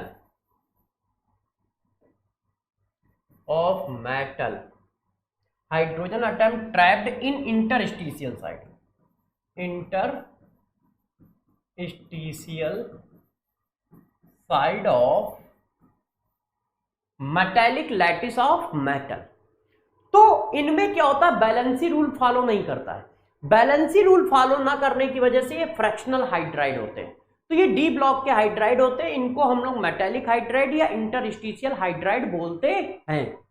ठीक है, और वो बैलेंसी रूल को फॉलो नहीं करते। क्यों? क्योंकि ये ट्रैपिंग है एक तरह की। ये क्या करते हैं, बैलेंसी रूल को फॉलो नहीं करते हैं, फॉलो नहीं करते हैं। तो ये बैलेंसी रूल को फॉलो नहीं करते। ठीक है ना। अब हम लोगों ने हाइड्राइड भी सारे पढ़ लिए। अब क्या बचा, हाइड्रोजन का सारा खेल खत्म हो गया। अब हमारे पास मेरे दोस्तों क्या बचा है, अब हमारे लोगों के पास बच रहा है क्या, hard water soft water, water वाली बात बच रही है। तो चलो उसको भी निपटा लेते हैं। तो जरा देखो, अब हम लोग बात करते हैं वाटर की। तो वाटर में क्या है, hard water and soft water. तो कोई बच्चा बता सकता है कि ये क्या होता है, हार्ड वाटर और सॉफ्ट वाटर क्या होता है? ये तो यार 10th में भी था, जहां तक हमें याद है कि नहीं? 9th में होगा या 10th में होगा, किसी में था। तो वैसे मेरे हिसाब से जहां तक मुझे याद है 10th में था। तो जरा बताओ, हार्ड वाटर क्या होता है, सॉफ्ट वाटर क्या होता है? देखो, वाटर में यदि ये चीजें हैं, कौन कौन सी चीजें हैं जरा समझिएगा। यदि वाटर में बाइकार्बोनेट, क्लोराइड और sulphate of calcium and magnesium present हैं, तो हम ऐसे वाटर को हार्ड वाटर बोलते हैं। ऐसे वाटर को क्या बोलते हैं, हार्ड वाटर बोलते हैं। ये देखो, यदि वाटर में बाइकार्बोनेट, क्लोराइड और सल्फेट ऑफ कैल्शियम और मैग्नीशियम आयन प्रेजेंट हैं, तो हम उसको हार्ड वाटर बोलते हैं। ठीक है, किसके, बाइकार्बोनेट, क्लोराइड और सल्फेट ऑफ कैल्शियम और मैग्नीशियम प्रेजेंट हैं तो हार्ड वाटर बोलते हैं। और यदि इनके सल्फेट और कैल्शियम और मैग्नीशियम के सल्फेट, बाइकार्बोनेट और क्लोराइड नहीं प्रेजेंट हैं तो सॉफ्ट वाटर बोलते हैं। सॉफ्ट वाटर क्या होता है, यदि वाटर में बाइकार्बोनेट, क्लोरेट और sulphate of calcium and magnesium absence है, तो हम उस वाटर को क्या बोलते हैं, सॉफ्ट वाटर बोलते हैं। तो पहले तो हार्ड वाटर और सॉफ्ट वाटर की डिफिनीशन क्या है, ये देखिए। हार्ड वाटर, सॉफ्ट वाटर ये है, यदि कैल्शियम, बाइकार्बोनेट, क्लोराइड और sulphate of calcium magnesium absence है तो हार्ड वाटर, सॉफ्ट वाटर, और प्रेजेंस है तो हार्ड वाटर। इसी को लैंग्वेज के फॉर्म में ऐसे बोला जाता है। लैंग्वेज के फॉर्म में कैसे बोला जाता है, वाटर की रिएक्शन हम लोगों ने सोप से कराई और यदि लेदर फॉर्म हुआ, लेदर इजली फॉर्म, तो वो वाटर सॉफ्ट वाटर बोला जाएगा, सॉफ्ट वाटर बोला जाएगा। और यदि आपने वाटर की रिएक्शन मतलब वाटर को सोप के साथ मिलाया और लेदर नहीं फॉर्म हुआ, लेदर डज नॉट फॉर्म, तो ऐसे वाटर को हार्ड वाटर बोल दिया जाता है। तो लैंग्वेज के फॉर्म में डिफिनीशन ये है और केमिकल रिएक्शन के फॉर्म में डिफिनीशन ये है। तो जरा गौर समझो, यदि वाटर में हम डिटर्जेंट मिलाते हैं, सोप मिलाते हैं, वाटर में डिटर्जेंट या सोप मिलाने पर लेदर इजीली फॉर्म हो जाता है तो वो सॉफ्ट वाटर बोला जाता है, और लेदर इजीली फॉर्म नहीं होता है तो वो हार्ड वाटर बोला जाता है। लेदर, एक मिनट यार, एच गायब है इन सबका। Easily not form. तो यदि लेदर इजीली नहीं फॉर्म हो रहा है तो वो हार्ड वाटर, और फॉर्म हो रहा है तो सॉफ्ट वाटर। तो वाटर में हमने सोप मिलाया या डिटर्जेंट मिलाया, लेदर इजीली फॉर्म हो गया तो सॉफ्ट वाटर। वाटर में हमने डिटर्जेंट या सोप मिलाया, लेदर इजीली फॉर्म नहीं हुआ तो वो हार्ड वाटर होता है। या फिर ये होता है, यदि वाटर में, ये केमिकल डिफिनीशन है, यदि वाटर में बाइकार्बोनेट, सल्फेट और क्लोराइड ऑफ कैल्शियम और मैग्नीशियम आयन प्रेजेंट है तो वो हार्ड वाटर होगा, और यदि एब्सेंस है तो वो सॉफ्ट वाटर होगा। ठीक है, अब जरा कहानी को और आगे बढ़ाते हैं। हार्ड वाटर और सॉफ्ट वाटर को रिमूव करना पड़ता है, हार्डनेस ऑफ वाटर को, है ना, रिमूव करना पड़ता है। तो हार्डनेस ऑफ वाटर को रिमूव करने से पहले हम लोग पढ़ते हैं type of hardness of water.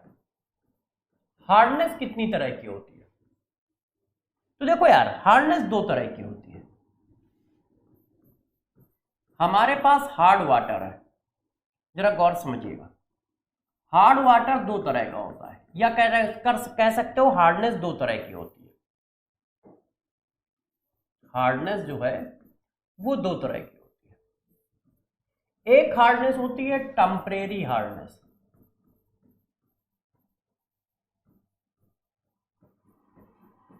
और एक मेरे दोस्त होती है परमानेंट हार्डनेस।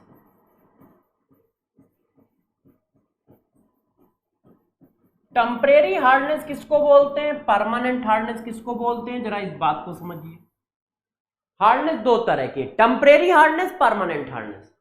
यदि वाटर में bicarbonate of calcium and magnesium present है,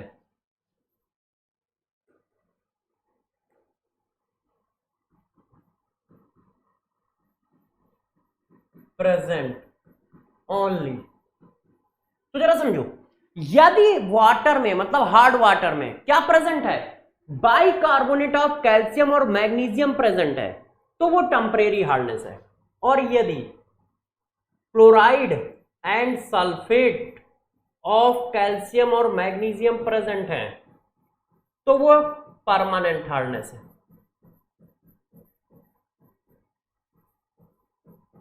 जरा समझो, हार्डनेस क्या होती है, हार्डनेस इन लोगों की वजह से आती है।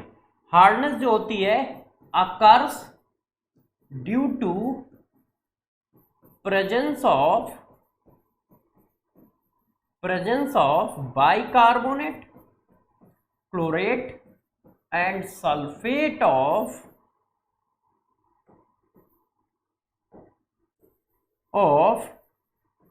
Calcium and magnesium.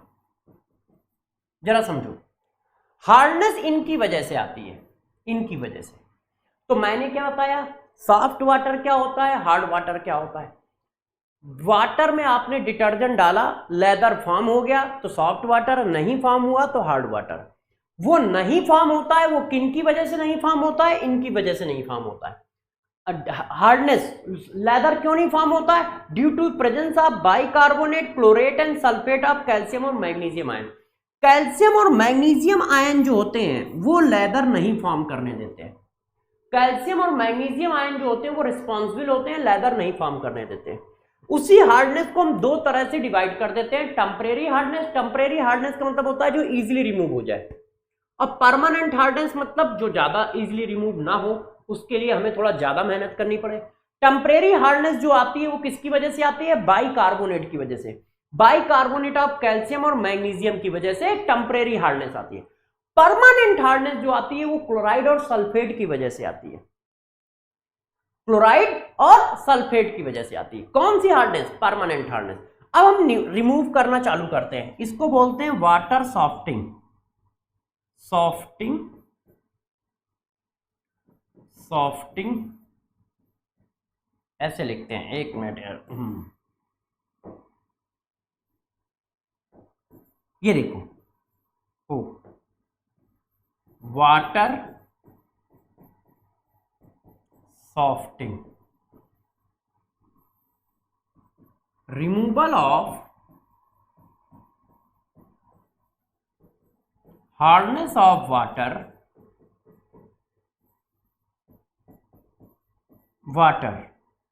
Water softening का मतलब होता है removal of hardness of water.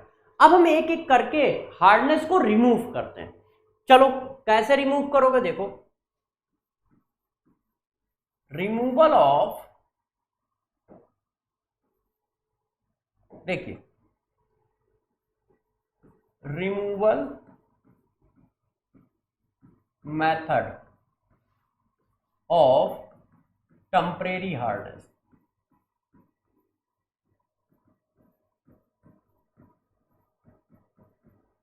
Temporary hardness remove करने के मेथड। टेम्परेरी हार्डनेस रिमूव करने का मेथड नंबर 1, बॉइलिंग मेथड। इनको उठा के बॉयल कर दो।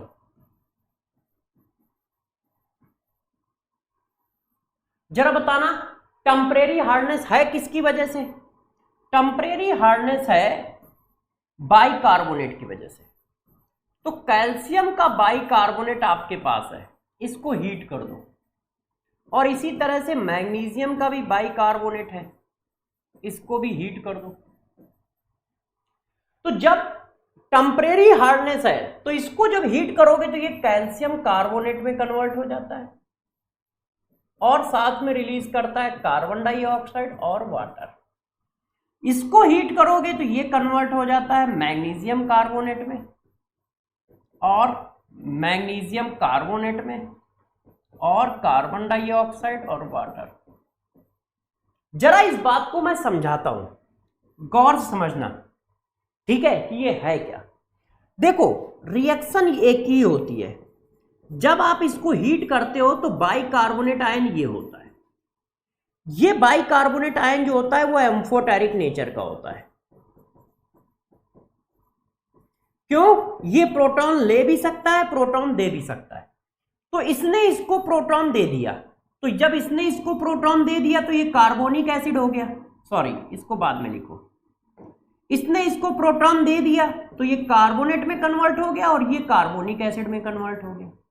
कार्बोनिक एसिड अनस्टेबल होता है, कार्बन डाइऑक्साइड और वाटर में चला जाता है, ये अनस्टेबल है।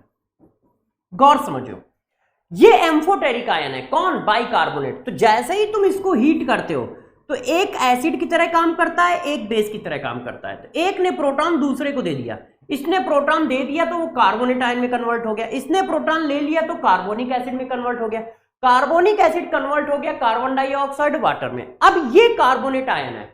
अब जरा देखो, ये कार्बोनेट आयन है, तो गौर से इस बात को समझिएगा। तो कार्बोनेट आयन है सॉल्यूशन में और OH आयन भी है। क्यों? क्योंकि वाटर है ना यार। तो जो होता है, कैल्शियम के दो चीजों के बनने की पॉसिबिलिटी है, एक कैल्शियम कार्बोनेट बना ले और एक कैल्शियम हाइड्रोक्साइड बना ले। क्यों? क्योंकि हमारे पास कैल्शियम है और दो निगेटिव आयन है, एक कार्बोनेट और एक वाटर का OH आयन।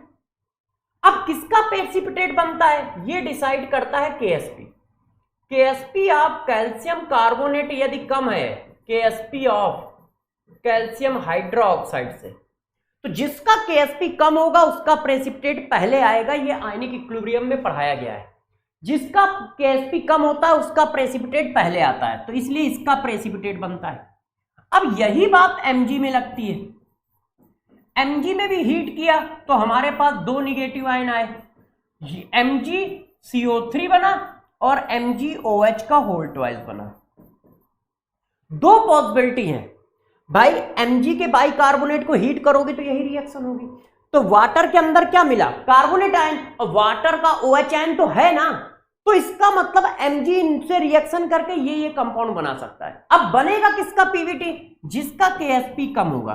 तो Ksp ऑफ MgOH का होल ट्वाइस, ये मेरे दोस्त कम होता है Ksp ऑफ मैग्नीशियम कार्बोनेट से। तो ध्यान रखना, यहां पर कैल्शियम कार्बोनेट का प्रेसिपिटेट बनता है, और यहां पर मेनली किसका प्रेसिपिटेट बनता है, मैग्नीशियम हाइड्रोक्साइड का। तो कभी कभी पूछने वाले ये क्वेश्चन पूछ सकते हैं कि यार दोनों बाइकार्बोनेट है और हीट करने पे अलग अलग प्रोडक्ट क्यों दे रहे हैं। भाई हार्डनेस तो रिमूव हो रही है, क्यों, इनके प्रेसिपिटेट बन गए, इनको छान के अलग कर लोगे। जो हार्डनेस होती है मेनली कैल्शियम और मैग्नीशियम की वजह से होती है। Chlorate, sulphate, bicarbonate hardness create नहीं करते हैं, ये कैल्शियम और मैग्नीशियम क्रिएट करते हैं। कैल्शियम और मैग्नीशियम क्या करते हैं, सोप से रिएक्शन कर जाते हैं, और यदि ये सोप से रिएक्शन कर जाएंगे तो यार ऑयल, ग्रीस, डस्ट पार्टिकल किससे रिएक्शन करेंगे। तो प्रॉब्लम ये है कि जो हार्डनेस क्रिएट होती है वो कैल्शियम और मैग्नीशियम आयन की वजह से होती है।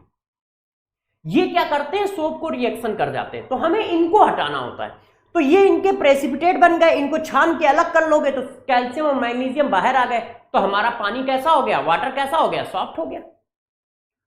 तो इस रिएक्शन को जरा ध्यान रखना कि बच्चे हीट कर देते हैं तो दोनों में सेम प्रोडक्ट बना देते हैं। दोनों में सेम प्रोडक्ट नहीं बनेगा, और जबकि बनना सेम चाहिए, क्योंकि केमिकल रिएक्शन सेम हो रही है, दोनों में एक ही रिएक्शन हो रही है, दोनों में रिएक्शन एक ही हो रही है ये वाली। मगर प्रॉब्लम क्या आ रही है, प्रॉब्लम उनके Ksp है।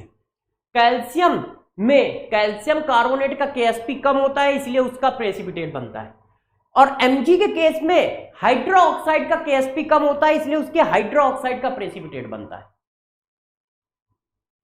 और ध्यान रखिएगा, हार्डनेस आयन की वजह से है, कट आयन की वजह से है,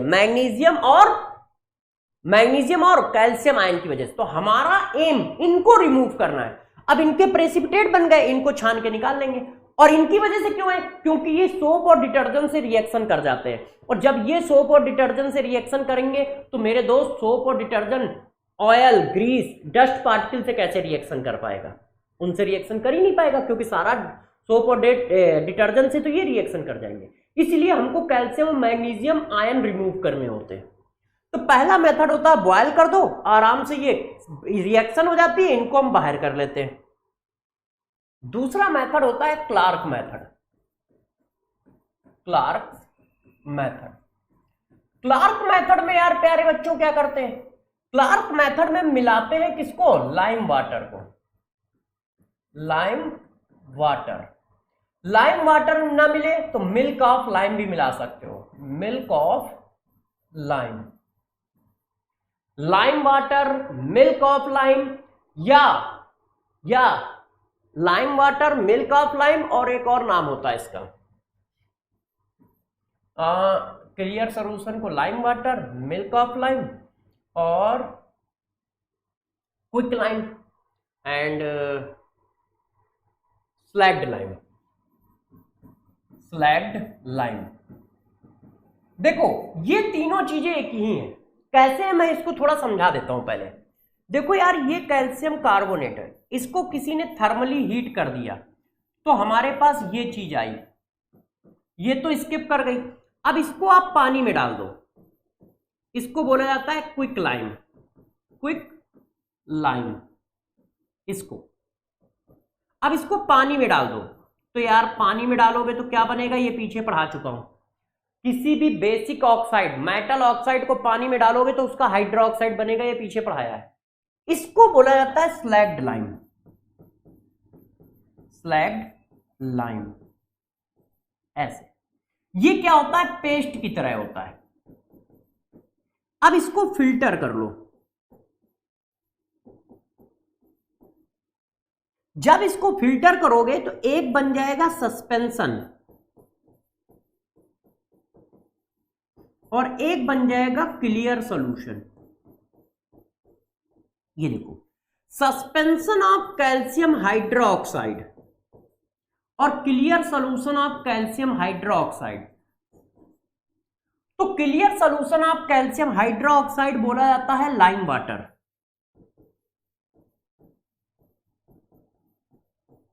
और सस्पेंशन ऑफ कैल्शियम हाइड्रोक्साइड बोला जाता है मिल्क ऑफ लाइम। ये डिफरेंस है।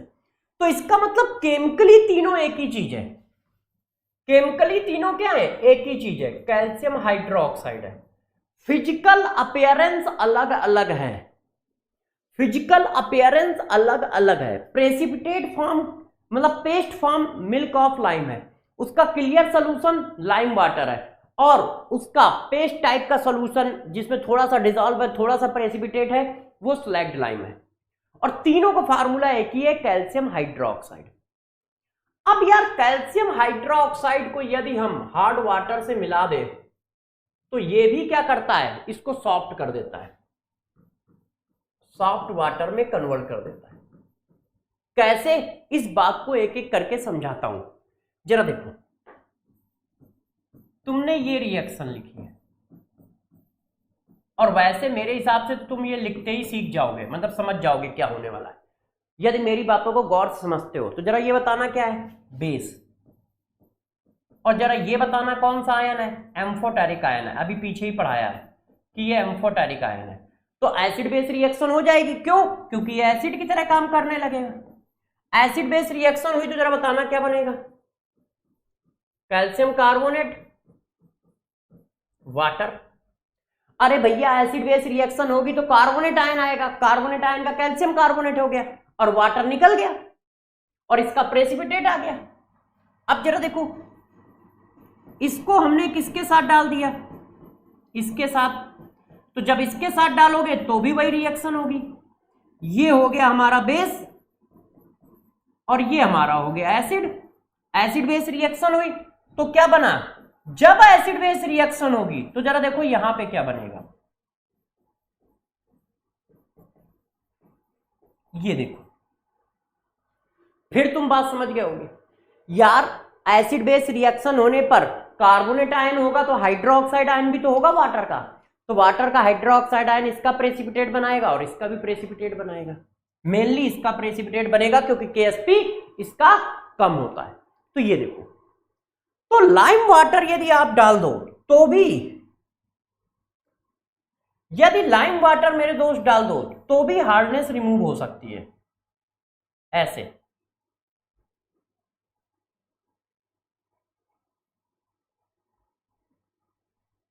ये देखो, लाइम वाटर डाल दिया जाए तो भी हार्डनेस रिमूव हो जाती है इस तरह से। अब कैल्शियम और मैग्नीशियम के प्रेसिपिटेट बन गए, इनको बाहर निकाल लो, इनको बाहर निकाल लो और हार्डनेस रिमूव हो गई। अब इसमें एक खास बात होती है क्लार्क प्रोसेस में, वो क्या खास बात होती है जरा इसको ध्यान रखना, नोट डाल के लिख रहा हूं।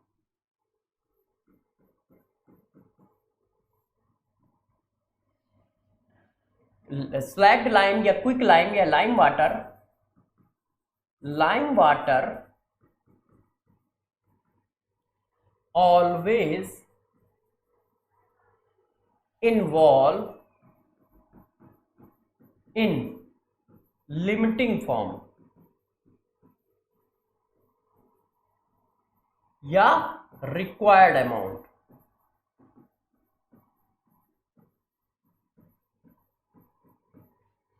लाइम वाटर हमेशा लिमिटिंग फॉर्म में मिलाना, रिक्वायर्ड अमाउंट में मिलाना, ज्यादा मत मिला देना।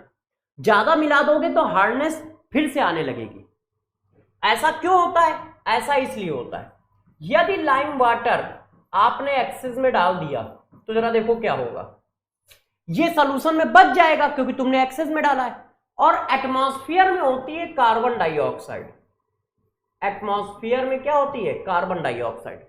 एटमॉस्फेयर की कार्बन डाइऑक्साइड एसिडिक नेचर का हो गया और ये मेरे दोस्त बेसिक नेचर का हो गया। एसिड बेस रिएक्शन करके फिर से बाइकार्बोनेट फॉर्म कर देगा, ये देखो, और फिर से हार्डनेस आ जाएगी, हार्डनेस फर्दर फॉर्म। तो यदि आपने लाइम वाटर एक्सेस में ले लिया तो फिर से वो हार्डनेस बनाने लगता है।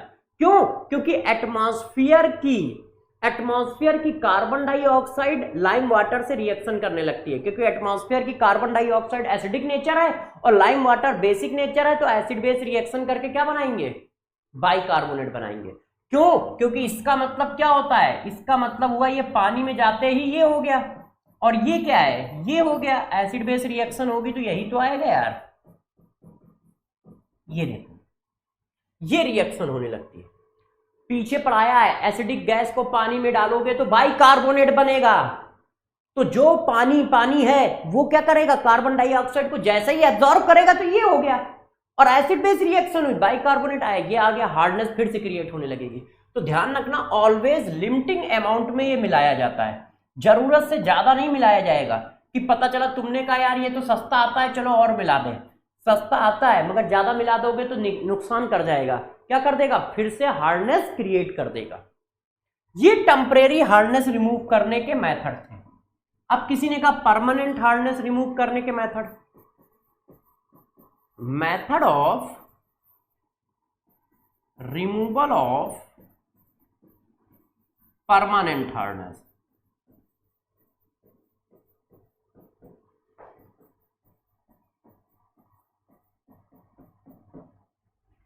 परमानेंट हार्डनेस रिमूव करने के मेथड की बात की जा रही है।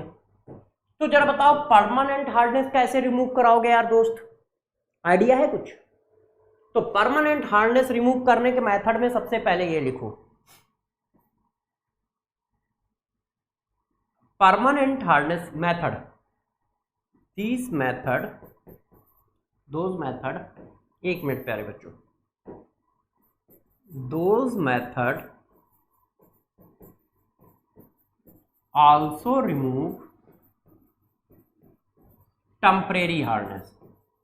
ये टेम्परेरी हार्डनेस को भी रिमूव करते हैं, मगर यार टेम्परेरी हार्डनेस ऐसा नहीं है कि ये परमानेंट हार्डनेस को रिमूव करते हैं तो ये टेम्परेरी हार्डनेस को रिमूव नहीं करेंगे। ये सभी मेथड टेम्परेरी हार्डनेस को भी रिमूव करेंगे। इसमें से पहले नंबर का मेथड वो कौन होता है? Washing soda.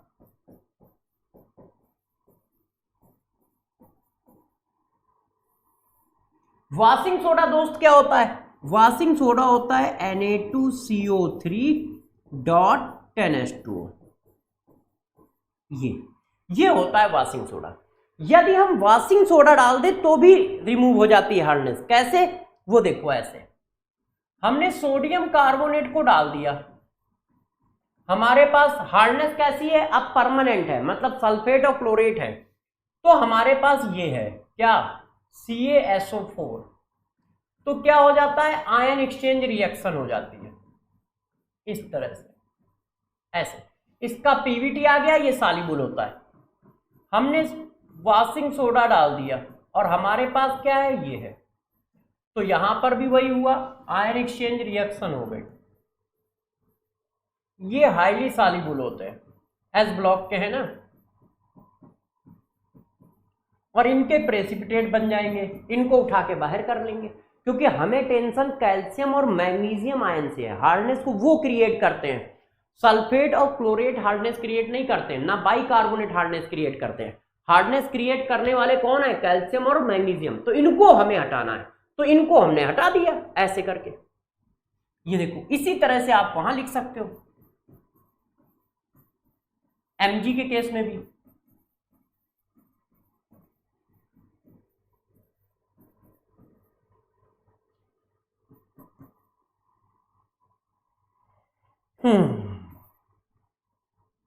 क्या आ जाएगा? ये देखो, ठीक है ना। अब यहां पर भी एक नोटवा डाल देते हैं। वो क्या है नोट? जरा इसको समझो नोट को। NaOH Na3PO4 also used in place of sodium carbonate. आप चाहें तो सोडियम कार्बोनेट यदि घर में खत्म हो जाए, वॉशिंग सोडा खत्म हो जाए तो NaOH और सोडियम फास्फेट को भी यूज कर सकते हो। डिट्टो इसी तरह से रिप्लेसमेंट रिएक्शन करके इनके पीवीटी बना देते हैं, जिनको हम लोग क्या करते हैं, फिल्टर करके बाहर कर लेते हैं। ये देखो, इसको कहते हैं वॉशिंग सोडा मेथड, और इससे टेम्परेरी हार्डनेस को भी आप रिमूव कर सकते हो। अब नेक्स्ट नंबर का मेथड देखो क्या है, बी मेथड होता है काल्गन मेथड। काल्गन मेथड क्या होता है, बहुत सिंपल होता है यार, कुछ नहीं होता है। ये होता है sodium hexa meta phosphate. Calgon method क्या होता है, sodium hexa meta phosphate. Sodium hexa method phosphate का मतलब 6 मॉलिक्यूल ऑफ NaPO3, ये है सोडियम मेटा हेक्सा फास्फेट। और इसी को ऐसे लिखा जाता है Na2 कॉम्प्लेक्स के फॉर्म में, Na4, एक मिनट थोड़ा सा गड़बड़ लिख गया है, यहां पे 4 यहां पे 2, PO3 का होल 6, ये इसका कॉम्प्लेक्स फॉर्म है, ये इसका मॉलिक्यूलर फॉर्म है, ये इसका कॉम्प्लेक्स फॉर्म है, सोडियम हेक्सा मेटा फास्फेट। इसी को कहा जाता है क्या, काल्गन, साइंटिस्ट के नाम पर। कैसे काम करता है, बहुत इजी है, इसमें कुछ करना ही नहीं है। देखो हमारे पास कैल्शियम आयन है, जैसे ही हम इससे रिएक्शन कराते हैं तो कैल्शियम आयन को ये ट्रैप कर लेता है। किस तरह से ट्रैप करता है जरा समझिएगा, एक मिनट, इस तरह से ट्रैप करता है। जैसे ही आप डालोगे इस तरह से इसको ट्रैप कर लेगा। और आप जानते हैं स्क्वायर ब्रैकेट के अंदर की चीज ब्रेक नहीं होती है पानी में, तो ये देखो क्या हो गया, कैल्शियम क्या हो गया, ट्रैप हो गया।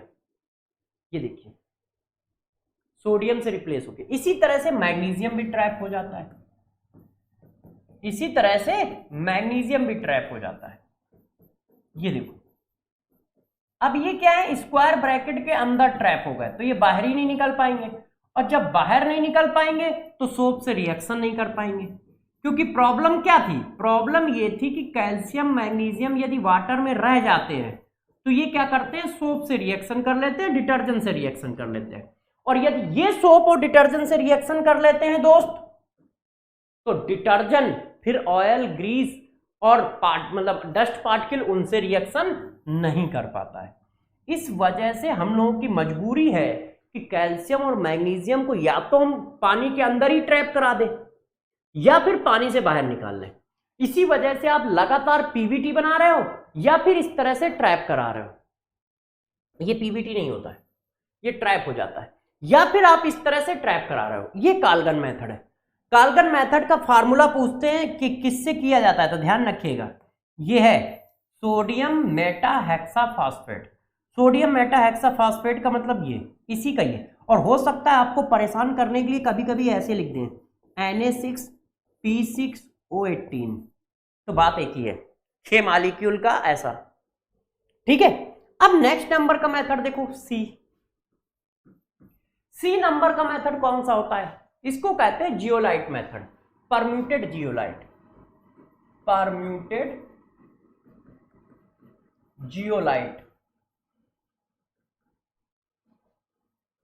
ये क्या होता है, तो देखो यार, परम्यूटेड जियोलाइट मेथड एक आयन एक्सचेंज मेथड है। कैसे काम करता है, आयन एक्सचेंज मेथड है, आयन एक्सचेंज मेथड है। काम कैसे करता है, तो बहुत सिंपल होता है। सबसे पहले फार्मूला लिखता हूं, Na2Al2Si2O8XH2, है ना। फार्मूला देख के तोते उड़ गए होंगे। इसको बोलते हैं सोडियम एल्युमिनियम सिलिकेट। ये होता है सोडियम एल्युमिनियम सिलिकेट। अब चलो देखो यार प्यारे बच्चों, सोडियम एल्युमिनियम सिलिकेट को हम रिप्रेजेंटेशन ये देते हैं Na2Z। इसी को बोलते हैं जियोलाइट, परम्यूटेड जियोलाइट। इसका कॉमन नेम है साइंटिस्ट के नेम पर, टेक्निकल नेम होता है इसी का परम्यूटेड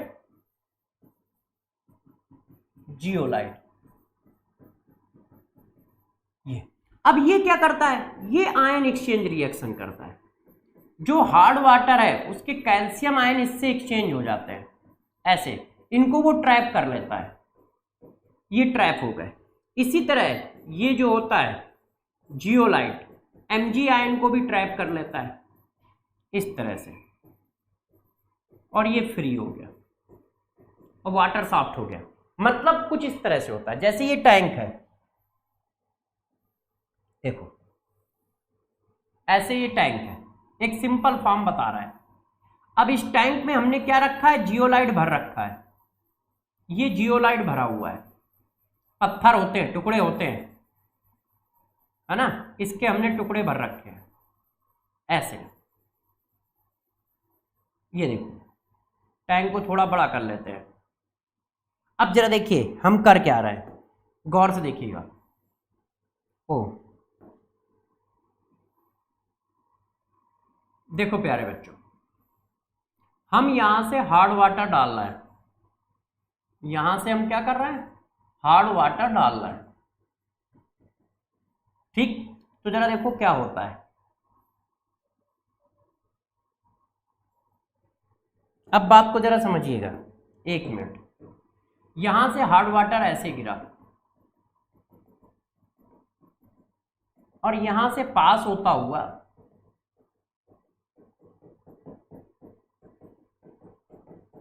यहां से पास होगा और यहां पे ऐसे आ जाएगा, और फिर यहां से होता हुआ ये टैंक बना है, इस टैंक में आ जाएगा, और यहां पर जब आएगा तो वो सॉफ्ट हो जाएगा। तो किसी ने पूछा कैसे, ये जो जियोलाइट है, परम्यूटेड जियोलाइट, ये रिएक्शन करते हैं। जब इससे पानी पास होगा, हार्ड वाटर पास होगा, तो ये रिएक्शन होगी। हार्ड वाटर में कैल्शियम और मैग्नीशियम ट्रैप हो जाएंगे इसके अंदर और वाटर सॉफ्ट हो जाएगा। क्यों, हार्डनेस किसकी वजह से है, कैल्शियम मैग्नीशियम की वजह से।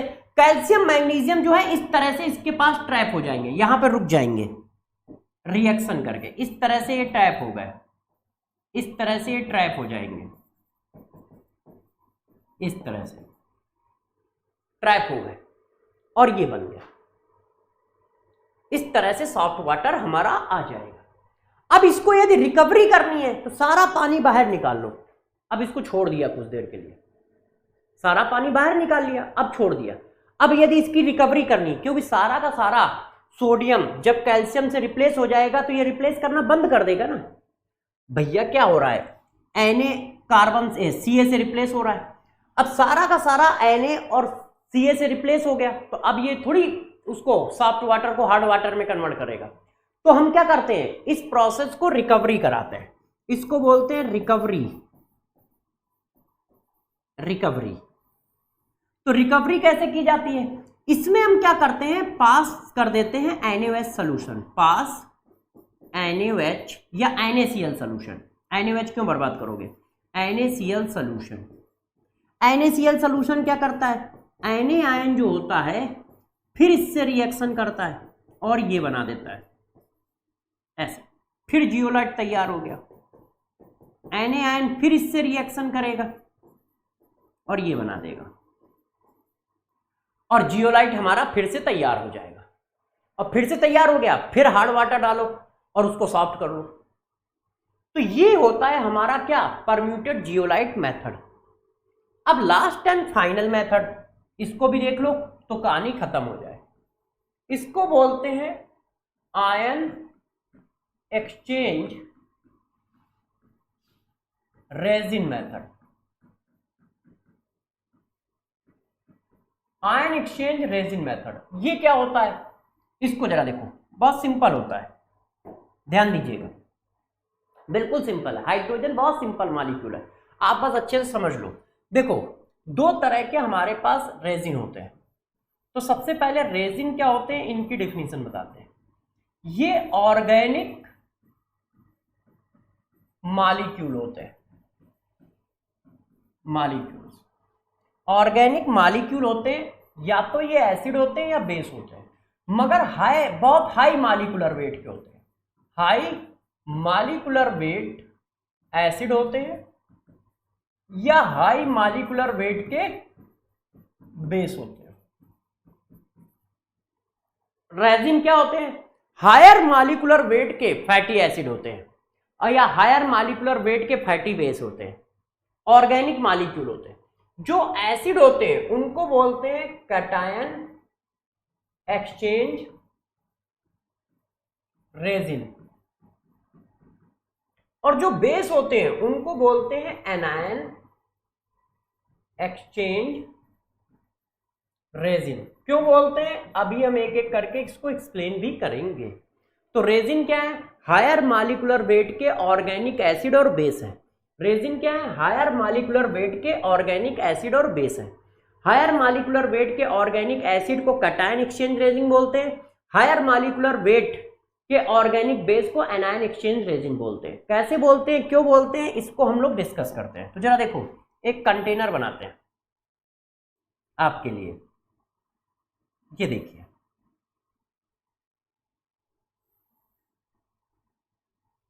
ये एक कंटेनर है, ठीक। एक और बना लो इसी के पास में। इसको रफ कर लें यार, थोड़ा सा मजा नहीं आया है। देखिए, अब हम अपने हिसाब से बनाएंगे, छोटा छोटा ऐसे।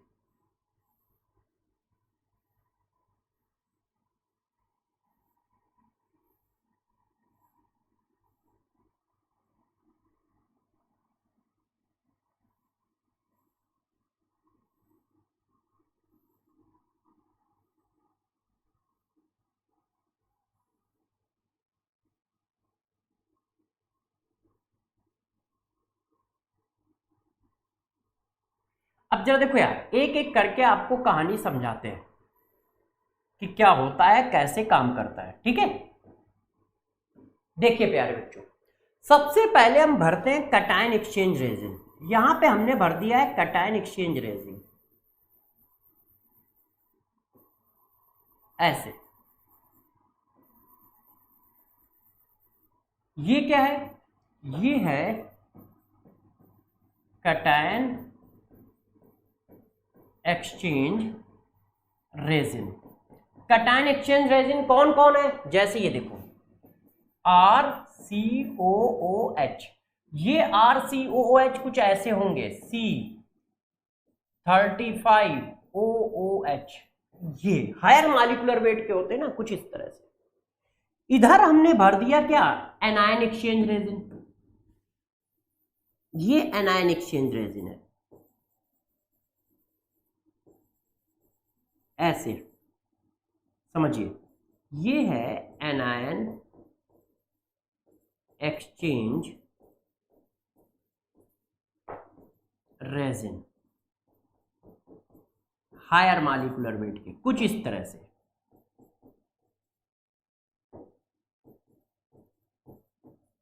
ऐसे फार्मूला वाइज देखना चाहो तो ऐसे लिख दो।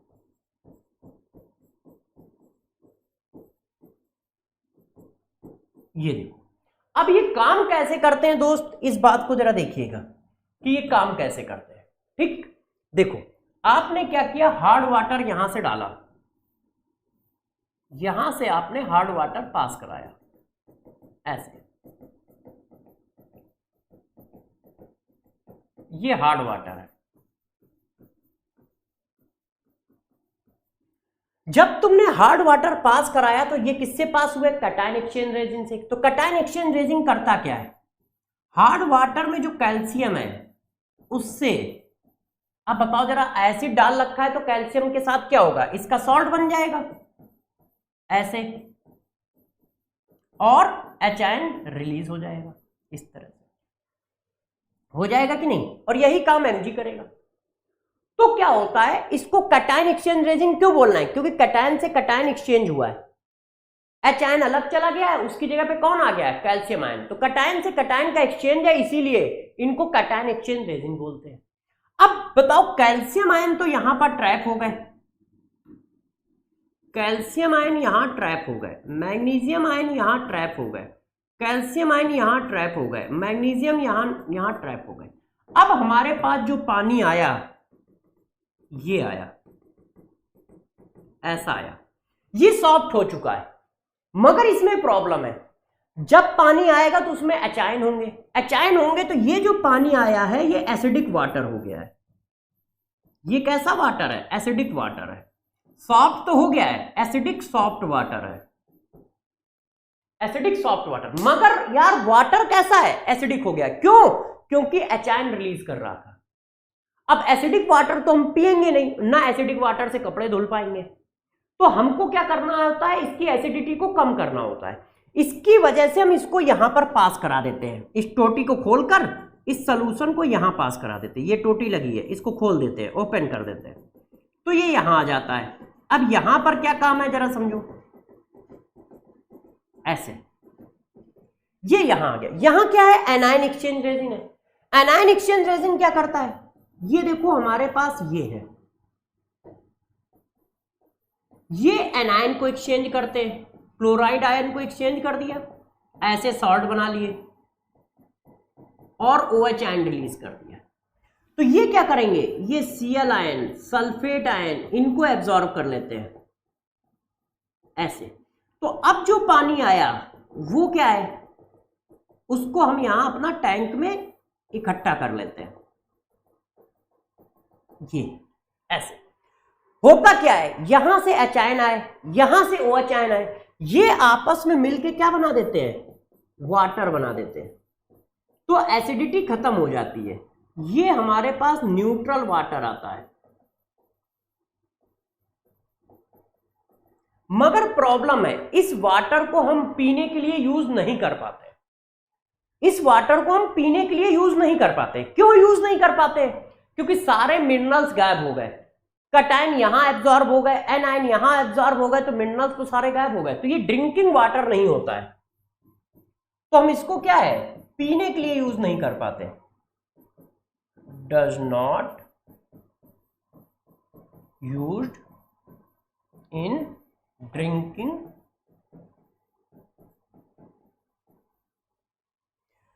तो ये पानी जो है पीने के लिए यूज नहीं होता है, ध्यान रखिएगा। क्यों? क्योंकि इसके पास मिनरल्स नहीं होते हैं। तो ध्यान रखो, ये जो न्यूट्रल वाटर आया है,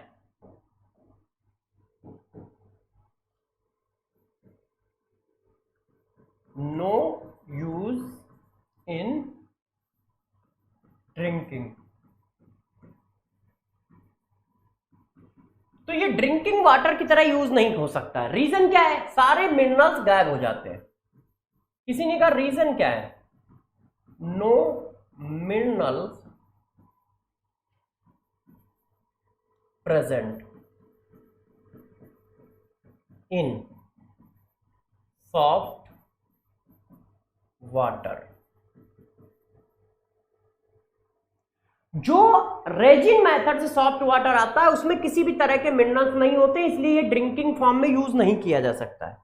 ये हम लोग कहां यूज करते हैं? इसका यूज लैब में करते हैं, क्योंकि लैब में कोई हमें मिनरल की जरूरत नहीं होती है। ये देखो, तो ये आयन एक्सचेंज रेजिन बोला जाता है। ये क्या करता है? एनायन को एक्सचेंज करता है, इसलिए एनायन एक्सचेंज रेजिन। ये क्या करता है? कटायन को एक्सचेंज करता है, इसलिए कटायन एक्सचेंज रेजिन। काम कैसे करता है? ऐसे करता है। हमने ऊपर से पानी डाला तो हायर मॉलिक्यूलर वेट के जो एसिड होते हैं वो कटायन को ट्रैप कर लेते हैं और H आयन को इशू कर देते हैं। तो कटायन हमारे ट्रैप हो गए। कटायन कौन? Calcium ion, magnesium ion. ये पानी आ गया, मगर ये पानी एसिडिक होता है, एसिडिक सॉफ्ट वाटर होता है। तो फिर हम इसको बेसिक रेजिन से पास कराते हैं। वो हायर मॉलिक्यूलर वेट के बेस होते हैं, वो एनायन को ट्रैप कर लेते हैं। एनायन को ट्रैप करते हैं तो OH आयन रिलीज करते हैं। तो OH आयन रिलीज करने की वजह से H आयन ऊपर से आ रहा था, OH आयन इसने रिलीज किया तो वो वाटर बना देता है। तो हमारा वाटर न्यूट्रल आ जाता है। मगर प्रॉब्लम क्या है? इसको यूज नहीं कर पाते क्योंकि सारे मिनरल्स तो तुमने ट्रैप करा लिए, तो इसको हम पीने में यूज नहीं कर पाते। ये मेरे दोस्त क्या है? मेथड है। तो हम वाटर को सॉफ्ट ऐसे करते हैं। अब एक बहुत इंपॉर्टेंट हेडिंग जिसका सब्री से इंतजार होगा सभी बच्चों को, वो क्या है? Degree of hydrolysis, degree of hardness. Hardness को मेजर करने का तरीका, उसको बोलते हैं डिग्री ऑफ हार्डनेस। जरा इसको समझो, हार्डनेस को मेजर कैसे किया जाए कि कौन सा वाटर ज्यादा हार्ड है, कौन सा वाटर कम हार्ड है। तो उसके लिए एक मैथमेटिकल फॉर्म बनाया गया जिसको कहते हैं डिग्री ऑफ हार्डनेस। होता क्या है जरा देखिए, total amount of calcium carbonate present in 10 की पावर 6 ग्राम। 10 की पावर 6 ग्राम को क्या बोलते हैं? 1 million hard water is known as degree of hardness. Degree of hardness क्या होती है? 10 की power 6 gram water, hard water में कितना कैल्शियम कार्बोनेट प्रेजेंट है। जितना कैल्शियम कार्बोनेट प्रेजेंट होता है बाई मास, उसी को डिग्री ऑफ हार्डनेस कहते हैं। 10 की पावर 6 का मतलब क्या होता है? 10 लाख ग्राम। 10 लाख ग्राम मतलब 1 मिलियन वाटर में, 1 मिलियन ग्राम वाटर में कितना कैल्शियम कार्बोनेट प्रेजेंट है बाई अमाउंट, उसी को डिग्री ऑफ हार्डनेस कहा जाता है। इसका मतलब तुम ये बात कह रहे हो कि यदि ये 1 मिलियन हार्ड वाटर है, सपोज कर लो, ये कितना है? 1 मिलियन हार्ड वाटर है, इसमें जो भी कैल्शियम कार्बोनेट प्रेजेंट होगा वही क्या होगा? डिग्री ऑफ हार्डनेस होगा। आप ये कहना चाह रहे हो। और वैसे फार्मूला वाइज क्या लिखा जाता है? फार्मूला लिखा जाता है degree of hardness equal to amount या mass of calcium carbonate divided by mass of hard water into 10 की पावर 6। ये इसका फार्मूला है। ये फार्मूला आपने बुकों में देखा होगा, मगर मैं कह रहा हूं ये फार्मूला आप यूज मत करना। आप प्यारे बच्चों इस फार्मूले को यूज करना जो मैं लिखने जा रहा हूं, डिग्री ऑफ हार्डनेस। इससे क्या होगा? क्वेश्चन 1 सेकंड में सॉल्व हो जाएगा। गौर से देखिएगा, मोल ऑफ CaCl2 सम ऑफ मोल, जो भी हार्डनेस क्रिएट कर रहा हो उसके मोल का sum of mole of CaCl2 MgCl2 CaSO4 MgSO4 Ca calcium carbonate magnesium carbonate, इन्हीं में से जिसकी भी हार्डनेस हो, जिसकी वजह से भी हार्डनेस हो, divided by mass of hard water. अभी आप मेरी बात को समझिएगा, इंटू 10 की पावर 8। गौर से ध्यान रखिए, 10 की पावर 6 लिखा है, मैंने 10 की पावर 8 लिखा है। बस सारा क्वेश्चन सॉल्व हो जाएगा। आपको 2-4 लाइनें करनी नहीं पड़ेंगी। गौर समझो क्या लिखा है, degree of hardness equal to sum of mole of CaCl2 MgCl2 calcium sulphate magnesium sulphate calcium bicarbonate magnesium bicarbonate. सारे तो दिए नहीं होंगे, कोई 1-2 मॉलिक्यूल दिए होते हैं, इंटू 10 की power 8 divided by mass of hard water. इस बात को हो सकता है तुम ना समझ पा रहे हो, तो एक क्वेश्चन करके दिखाता हूं जैसे तुम्हें समझ में आए। देखो मैंने क्या क्वेश्चन दिया, 100 ग्राम हार्ड वाटर कंटेन्स, देखिए 1.11 इंटू 10 रेज़्ड की पावर -3 ग्राम, ठीक है, CaCl2 एंड 8.4 इंटू 10 की पावर -3 ग्राम MgCl2 रिस्पेक्टिवली। MgCl2, इसमें रिस्पेक्टिवली की क्या जरूरत है, MgCl2। Calculate degree of hardness of water. Degree of hardness of water निकालनी, तो आप कैसे निकालोगे, तो जरा देखो कैसे निकालोगे। हमारा फार्मूला लगाना है आपको,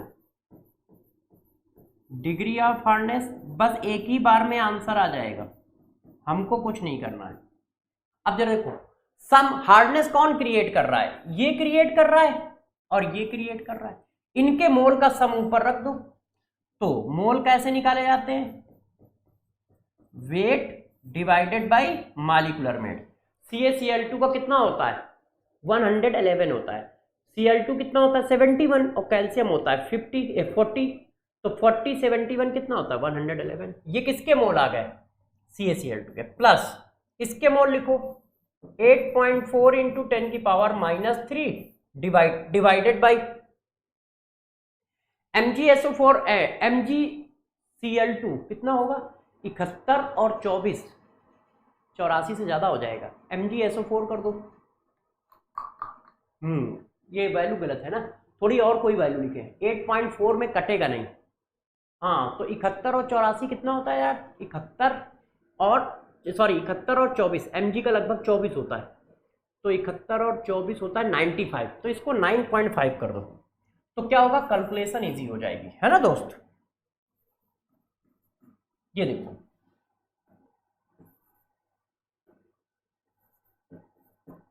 95 into mass of hard water कितना है 100 ग्राम इंटू 10 की पावर 8। बस तुम्हें कुछ करना ही नहीं होगा, बस डायरेक्ट आंसर डाल दो, वैल्यू डाल दो, आंसर आ जाएगा। अब कर लो इसको, तो ये कितना हो गया 10 की पावर 5, ये कितना हो गया 10 की पावर 4, है ना। अब इसको सॉल्व कर लो, तो मेरे दोस्त आ गया 11 इंटू 10 की पावर 5 10 की पावर 8 डिवाइडेड बाई ये। देखो यार कैलकुलेशन देख लेना, बस अपना हाथ एक ही दो जगह तंग है, उसमें से एक कैलकुलेशन है, बाकी तो यार हम कर ही लेते हैं। क्यों बच्चों, कैलकुलेशन का ध्यान रखें।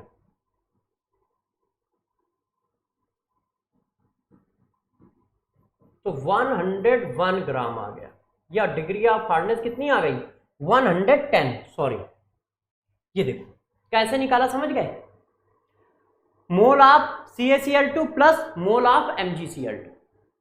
MgCl2 के मोल हम लोगों ने रख दिए, ठीक है, और निकाल लिया 10 की पावर 8 इंटू 100 क्या दिया है 100 ग्राम ऑफ हार्ड वाटर, बस आंसर आ गया। आप इस फार्मूले को ना लगाएं जो बुक में दिया गया है, इसमें टेंशन है, इसमें मास लिखा है कैल्शियम कार्बोनेट का, तुम्हें कैल्शियम कार्बोनेट का मास बनाना पड़ता है, हमने सब बना बनू के रखा है, तुम बस आंसर वैल्यू डालो, आंसर आ जाएगा। जितने भी मॉलिक्यूल हार्डनेस क्रिएट कर रहे हैं उनके मोल ऊपर divided by mass of hard water into 10 की पावर 8। जो भी मॉलिक्यूल हार्डनेस क्रिएट कर रहे हैं उनके मोल ऊपर इनटू उनके मोल का सम ऊपर इनटू 10 की power 8 divided by mass of hard water. हमने सारी चीजें सेट कर रखी हैं, आपको सिर्फ वैल्यू आंसर डालना है, वैल्यू डालोगे आंसर अपने आप 2 मिनट में आ जाएगा, ठीक है। बात समझ पाए कैसे कर दिया, बस आपको ये काम करना है। और कैलकुलेशन आप देख लीजिएगा, आई थिंक मेरे हिसाब से तो सही लग रही है ना। 10 हो गया 11 हो जाएगा 10 की पावर 5, ठीक ठीक 6 हो गया 6, तो 1 आएगा, 1 का मतलब ये, हाँ। तो ये देखो यार, यहां तक की प्रॉब्लम खत्म कर दी है। अब हमारा बच्चा क्या है, अब हम हार्ड वाटर तो हो गया, वो H2O2 की बात कर लेते हैं, बस खत्म हो जाएगा। देखिए